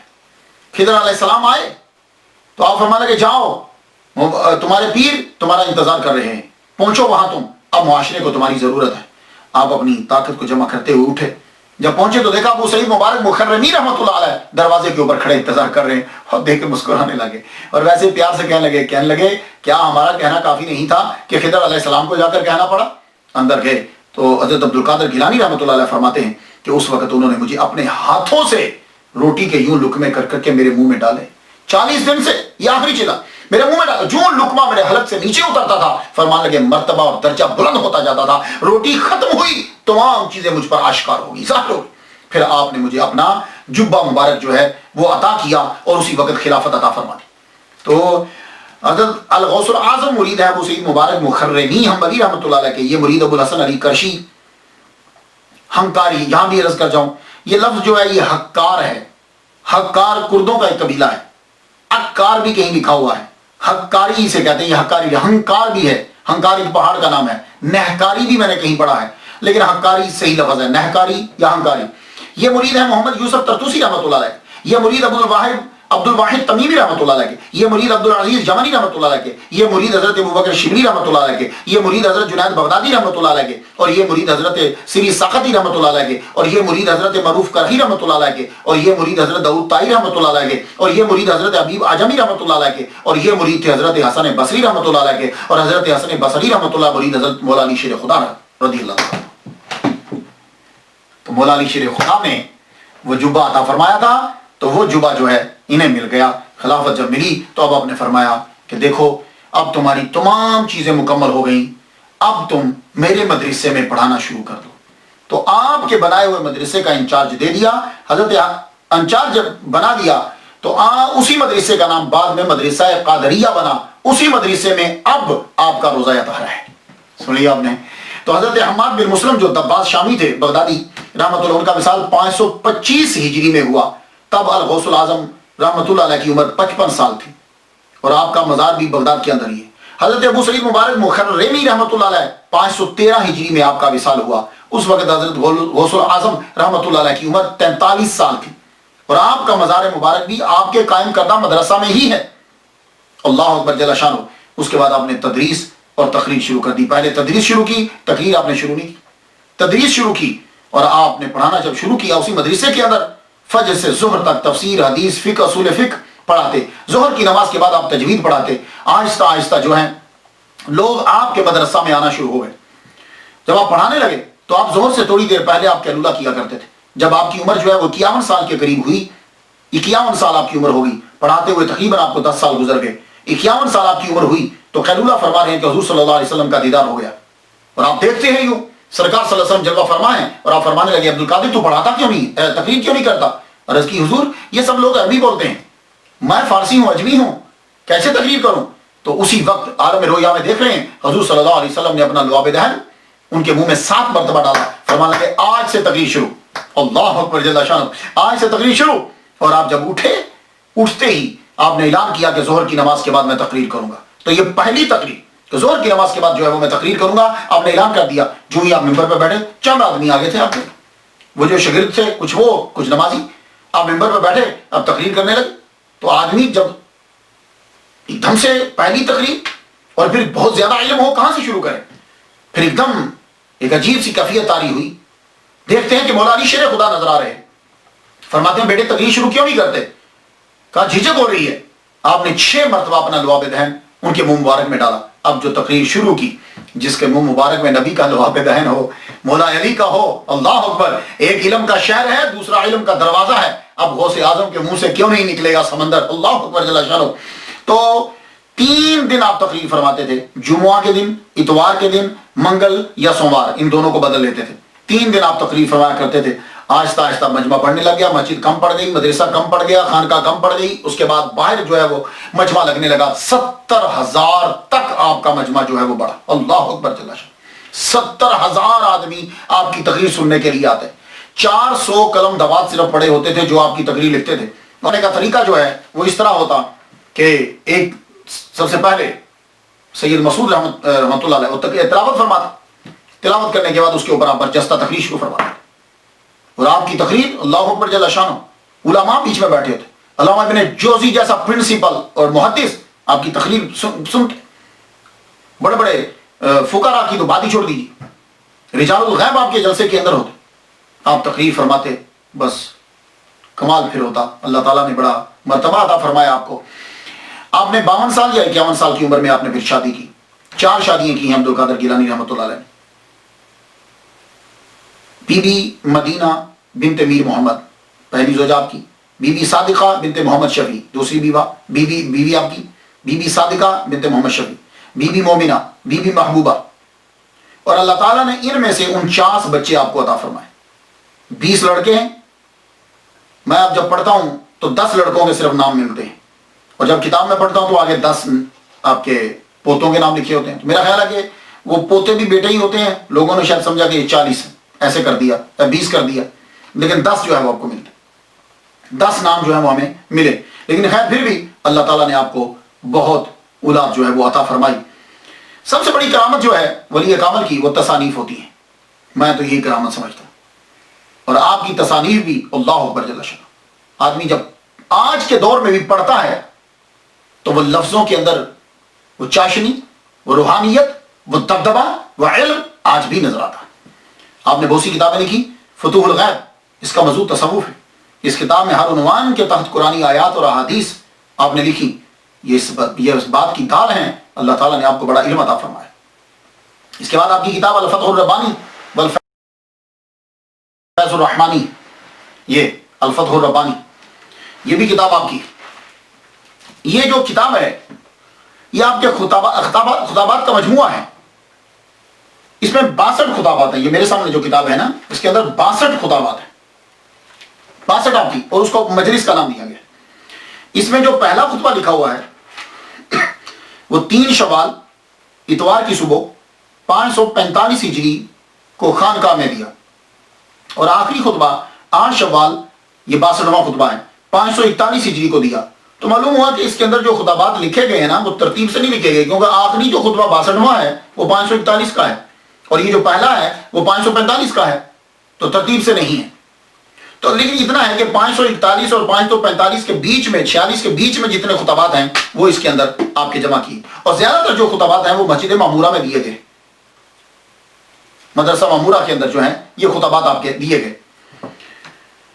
اور اس وقت آپ کی عمر 71 سے 75 سال میں یہ خطبات جو ہیں، یہ جو الفتح الربانی کے اندر ہے، آپ کی عمر 71 سے 75 ایئرس کے بیچ میں یہ خطبات جو ہیں وہ آپ کے، ان کو جمع کیا آپ کے نواسے سید عفیف الدین مبارک نے انہیں مرتب کیا. یہ سارے جو آپ کو ملتے ہیں. حضرت رحمت میرا بھی، میں جب سے امریکہ میں آیا ہوں میں تقریباً 50 کے قریب خطبات جو ہیں ان میں سے اقتباسات جو ہیں وہ پیش کر چکا. تو میں جتنے بھی علماء تک میری یہ بات پہنچے یا یہ جو 11ویں منانے والے ہیں ان سے میری ریکویسٹ ہے، ہمبلی ریکویسٹ ہے کہ آپ 11ویں کے اندر جو بھی مولوی بلائیں یا آپ خود ہوں تو آپ یہ سلسلہ شروع کریں.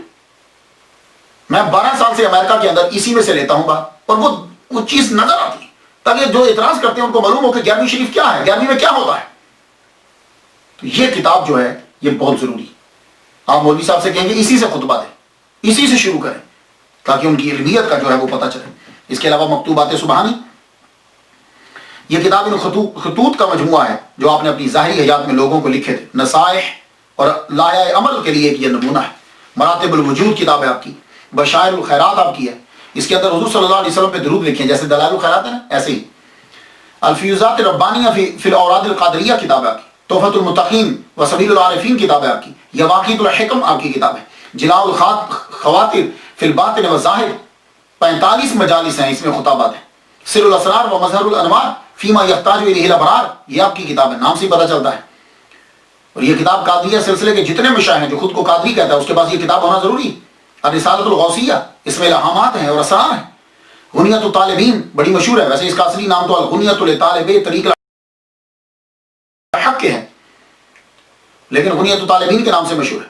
اس کتاب کے اندر عقائد ہیں، عبادات ہیں، معاملات ہیں، سب کو یکجا کر دیا گیا ہے، اور یہ بہت مفید کتاب ہے یہ۔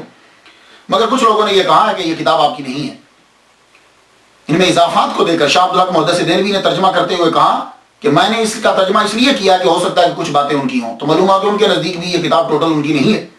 ملا القاری کے استاد علامہ ابن حجر مکی نے یہ کہا ہے کہ اس کتاب کے اندر کچھ شامل کر دیا گیا ہے، اور واقعی یہ تو میں نے بھی خود پڑھا ہے، میں نے ایک دو نسخے دیکھے ہیں اس کے اندر کہ کافی ساری چیزیں اس کے اندر بعد میں ڈال دی گئی۔ قصائد آپ نے بڑے لکھے، شاعر بھی غضب کے تھے قصیدہ، مگر قصیدہ غوثیہ جو ہے وہ اس کو بڑی شہرت جو ہے وہ ملی۔ اس قصیدہ کی بڑی بڑی شروحات ہوئی ہیں اور بڑے بڑے علماء نے کی ہیں۔ امام محمد رضا خان بریلوی رحمۃ اللہ علیہ نے، سید شاہ محمد غوث قادری رحمۃ اللہ، تقریباً کہتے ہیں 18 شروحات قصیدہ غوثیہ کی ہیں۔ اللہ اکبر جل جلالہ۔ اور اگر آپ 40 روز تک اسے پڑھیں اور اللہ تعالیٰ سے دعا مانگیں تو اللہ تعالیٰ اس کے صدقے سے دعا جو ہے وہ پوری فرما دیتا ہے۔ حزب الرجاء والانتہا، یہ بھی آپ کی کتاب ہے۔ میں آپ کی کرامات اور اخلاق کریمانہ کے بارے میں کیا لکھوں، یقین جانیے اتنی موٹی موٹی کتابیں ہیں۔ اب بھی مجھے لگ رہا ہے کہ ٹائم بہت زیادہ ہو چکا ہے، لیکن اتنا جان لیجئے محمد مصطفیٰ صلی اللہ علیہ وآلہ وسلم کی سیرت کا، اخلاق کا اور صورت کا بالکل نمونہ تھے آپ۔ ہر چیز میں محمد مصطفیٰ صلی اللہ علیہ وآلہ وسلم کی فضائل میں، خصائل میں، شمائل میں، ہر چیز میں، بس آپ صحابی نہ تھے اور نبی نہ تھے۔ یہ میرا جملہ، ذاتی جملہ سنیے گا، میں نے کہیں سے پڑھا نہیں ہے۔ آپ نبی نہ تھے اور صحابی نہ تھے، باقی سب کچھ تھے۔ اللہ نے اتنا آپ کو مرتبہ، کیونکہ نبی نبوت بند ہو گئی اور صحابی وہ ہوتا ہے جو ظاہری طور پہ سرکار صلی اللہ علیہ وسلم کو دے گا۔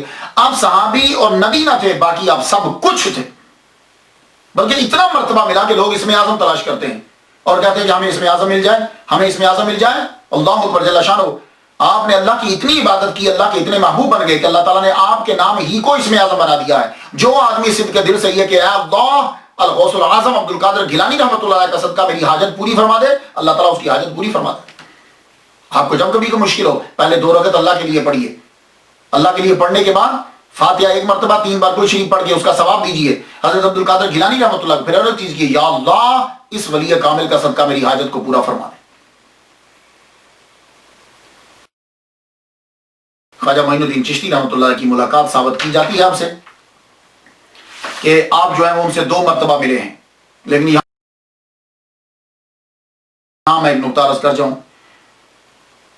اکثر یہ ہوتا ہے کہ ملاقات ثابت کر دی جاتی ہے، ملاقات اس طرح ثابت کی گئی کہ 1 ماہ تک عبد القادر گیلانی 1 ماہ تک خواجہ معین الدین اجمیری چشتی رحمۃ اللہ علیہ مدینہ شریف میں جھاڑو پھیرتے رہے۔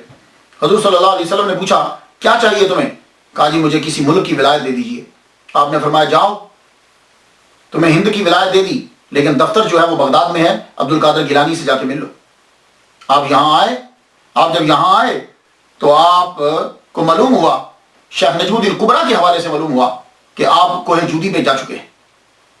تو وہاں آپ پہنچے، وہاں آپ نے اپنی پیسوں سے وہاں ایک کمرہ بنوایا، حجرہ، وہاں 57 دن آپ ان کے ساتھ رہے۔ یہاں عبد القادر گیلانی رحمۃ اللہ علیہ کے رشتہ داروں کی قبول بھی ہے، اور یہ علاقہ آپ نے لیا تھا لیکن کمرہ انہوں نے بنوایا اس پرفضا مقام کے اندر،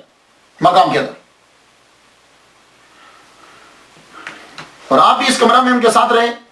کتاب کا نام ہے بڑی سوانح عمری، مورخ ہیں مولوی اللہ حافظ چشتی، انہوں نے لکھا کہ گیلان قیام کرنے کے بعد ان کے ساتھ ہی بغداد آئے اور کچھ ماہ جو ہے ان کے ساتھ رہے، اور دوسری کتابیں میں نے پڑھی تو لگتا ہے 5 ماہ اور 7 دن رہے، لیکن یہاں میری ذرا عرض سن لیجیے۔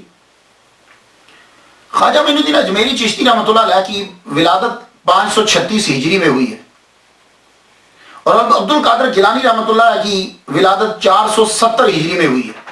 ٹھیک ہے، پھر سن لیجیے، 536 میں خواجہ معین الدین، 470 میں عبد القادر گیلانی رحمۃ اللہ علیہ. تو معین الدین چشتی رحمۃ اللہ علیہ خواجہ معین الدین چشتی رحمۃ اللہ علیہ عبد القادر گیلانی رحمۃ اللہ علیہ سے 66 سال بعد پیدا ہوئے. بہت دھیان سے بھی ذرا سنیے گا. خواجہ معین الدین اجمیری چشتی رحمۃ اللہ علیہ عبد القادر گیلانی رحمۃ اللہ علیہ سے 66 سال 66 years after ان کے 66 سال بعد پیدا ہوئے. اور جب آپ پڑھ کر فارغ ہوئے تو آپ کی عمر 24 سال تھی. جائیے تاریخ پڑھ لیجیے. خواجہ معین الدین اجمیری چشتی کی عمر 24 سال تھی اور اس وقت غوث الاعظم کی عمر 90 سال تھی. 91 سال میں عبد القادر گیلانی رحمۃ اللہ علیہ کا وصال ہو گیا ہے. ٹھیک ہے. کم از کم 8 سال معین الدین چشتی رحمۃ اللہ علیہ نے خواجہ عثمان ہرونی رحمۃ اللہ علیہ کی خدمت کی ہے. کم از کم کی میں بات بتا رہا ہوں. ویسے تو لوگوں نے زیادہ بھی لکھا ہے. 8 سال. پھر خلافت لی. خلافت کے بعد آپ کی ملاقات عبد القادر گیلانی رحمۃ اللہ علیہ سے ثابت ہے. تو معلوم ہے کہ جب آپ نے خلافت لی ہے عبد القادر خواجہ معین الدین چشتی رحمۃ اللہ علیہ نے جب خلافت لی ہے تو اس وقت عبد القادر گیلانی رحمۃ اللہ کو دنیا سے گئے ہوئے 7 سال ہو چکے ہیں. 7 سال اس وقت آپ کو ہو چکے تھے. تو مجھے صرف اتنا لگتا ہے کہ جب آپ بغداد پڑھنے کے لیے تشریف لائے ہیں, بغداد کبھی آئے ہیں آپ, تب آپ کی عمر عبد القادر گیلانی رحمۃ اللہ کی عمر 90 سال تھی. آخری ایام تھے چلوں میں اور زیادہ تر سیکلوژن, آپ گوشہ نشینی میں رہتے تھے.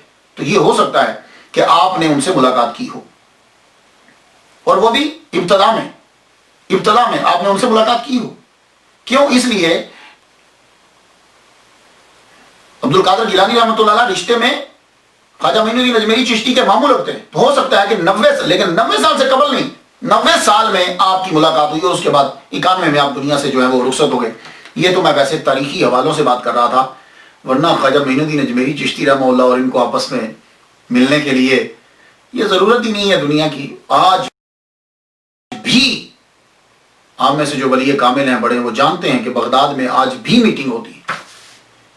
جو 2 مجلسیں ہوتی ہیں, ایک مدینہ میں اور ایک بغداد کے اندر, آج بھی لوگ وہاں موجود ہوتے ہیں. اللہ اکبر جل شانہ. قادریہ سلسلہ جو ہے, جس طرح فقہ میں تمام مذاہب امام اعظم کی طرف رجوع کرتے ہیں, اسی طرح تصوف میں کسی نہ کسی طرح تمام سلاسل جو ہیں وہ حضرت غوث اعظم کی طرف, الغوث الاعظم کی طرف رجوع کرتے ہیں. دنیا میں بہت سے سلاسل ہیں, 16 کا تو ذکر ملتا ہے, 4 کو اللہ تعالیٰ نے بڑی پذیرائی دی. شیخ عبد القادر گیلانی سلسلہ قادریہ, شیخ شہاب الدین سہروردی سلسلہ سہروردیہ, شیخ معین الدین چشتی سلسلہ چشتیہ, شیخ بہادر نقشبند سلسلہ نقشبندیہ. شاذلی سلسلہ بھی مشہور ہے مگر یہ عرب سائڈ پر ہے. تو ہندوستان میں قادریہ اور چشتیہ زیادہ مشہور ہے. ہندوستان بنگال میں حضرت شاہ نعمت اللہ قادری فیروز آبادی قادریہ سلسلے کو لے کر آئے. ہندوستان دکن میں حضرت شاہ نعمت اللہ قادری دکنی سلسلہ قادریہ کو لے کر آئے 1400 میں, یعنی 613 سال قبل. غوث پاک کے مدرسہ میں پڑھنے والے لوگوں نے پوری دنیا میں اسلام پھیلایا. وہاں سے لوگ نکلتے تھے, حتیٰ کہ چائنا میں, آج آپ چائنا میں بھی چلے جائیں تو وہاں بھی 6ٹھی جنریشن قادریہ سلسلہ کی 6ٹھی نسل پروان چڑھ رہے ہیں. مزار بھی ہیں اور قادریہ سلسلے کو ماننے والے بھی ہیں. آپ نے 91 سال اس دار فانی میں گزارے. اس کے بعد 8 کو 9 کو 10 کو 11 یا 14 یا 17 ربیع ثانی کو بروز اتوار دن کے وقت آپ دنیا سے رخصت ہو گئے. رخصت ہوئے تو آپ کے بیٹے نے آپ کا جنازہ پڑھا ہے. علامہ ابن جوزی کے نواسے علامہ شمس الدین ابو المظفر یوسف نے اپنی تاریخ میں لکھا ہے کہ آپ نے 561 ہجری میں وصال فرمایا. اتنا, جن کے مجمع میں تقریر سننے کے لیے 70,000 آدمی ہے, جب آپ دنیا سے گئے ہوں گے تو کتنے بندے ہوں گے؟ دروازہ بند کر دیا, اندر ہی چند بندوں نے مل کر جنازہ پڑھایا گیا اور دفنا دیا گیا. صبح کے وقت دروازے کو جو ہے وہ کھول دیا. اب لوگ جو ہے وہ جوک در جوک جو ہے وہ آنے لگے. اللہ اکبر جل شانہ. آپ کا اور آپ کی اکثر اولاد کی قبریں آپ کے قرب و جوار ہی میں. آپ کا روزہ مدرسہ قادریہ میں سونے کی چاندی کی جالی آپ کے ارد گرد لگی ہے. مجھے سعادت جو ہے وہ یہ حاصل ہوئی کہ ان کے روزہ اطہر کی یہ چادر کبھی جب یاد آتی ہے ان کی تو اس چادر کو چوم لیتا ہوں اور اسے ہی رکھتا ہوں. اللہ تعالیٰ کرم فرما دیتا ہے. آپ کے لیے بھی دعا کرتا ہوں کہ اللہ تعالیٰ, کیونکہ جو بزرگوں کے در پہ لگ جاتی ہے چیز, یہ ان کے قبر کے اوپر بالکل یہ چادر تھی. اس کے علاوہ جب وہ پرانا تصحیح کی گئی اور جالی لگائی گئی تو کچھ کیلیں اور وہ مٹی بھی جو ہے وہاں کی وہ بھی میں نے میرے ادھر تبرکات جہاں پڑے میں نے اس جگہ پہ اس کو جا کے رکھا، میرے پاس آج بھی ہیں۔ اللہ تعالیٰ ان چیزوں کے صدقے سے سب پہ جو ہے وہ کرم فرمائے۔ تو آپ لوگ، میں تو فاتحہ ان کے لیے پڑھ چکا، بلکہ جب سے لکھتا رہتا ہوں پڑھتا رہتا ہوں، آپ پر بھی ہے کہ آپ بھی فاتحہ پڑھیے، اور خاص طور پر ان کی کتب جو ہیں، باقی ان کی کرامات وہ آپ پڑھتے رہیے۔ بہت سی کتابیں لکھی ہیں، کرامت سے آدمی کی عقیدت جو ہے وہ بڑھتی ہے۔ مجھے جو ہو سکا میں نے آپ تک پہنچا دیا۔ اجازت دیجیے، وآخر دعوانا الحمدللہ رب العالمین۔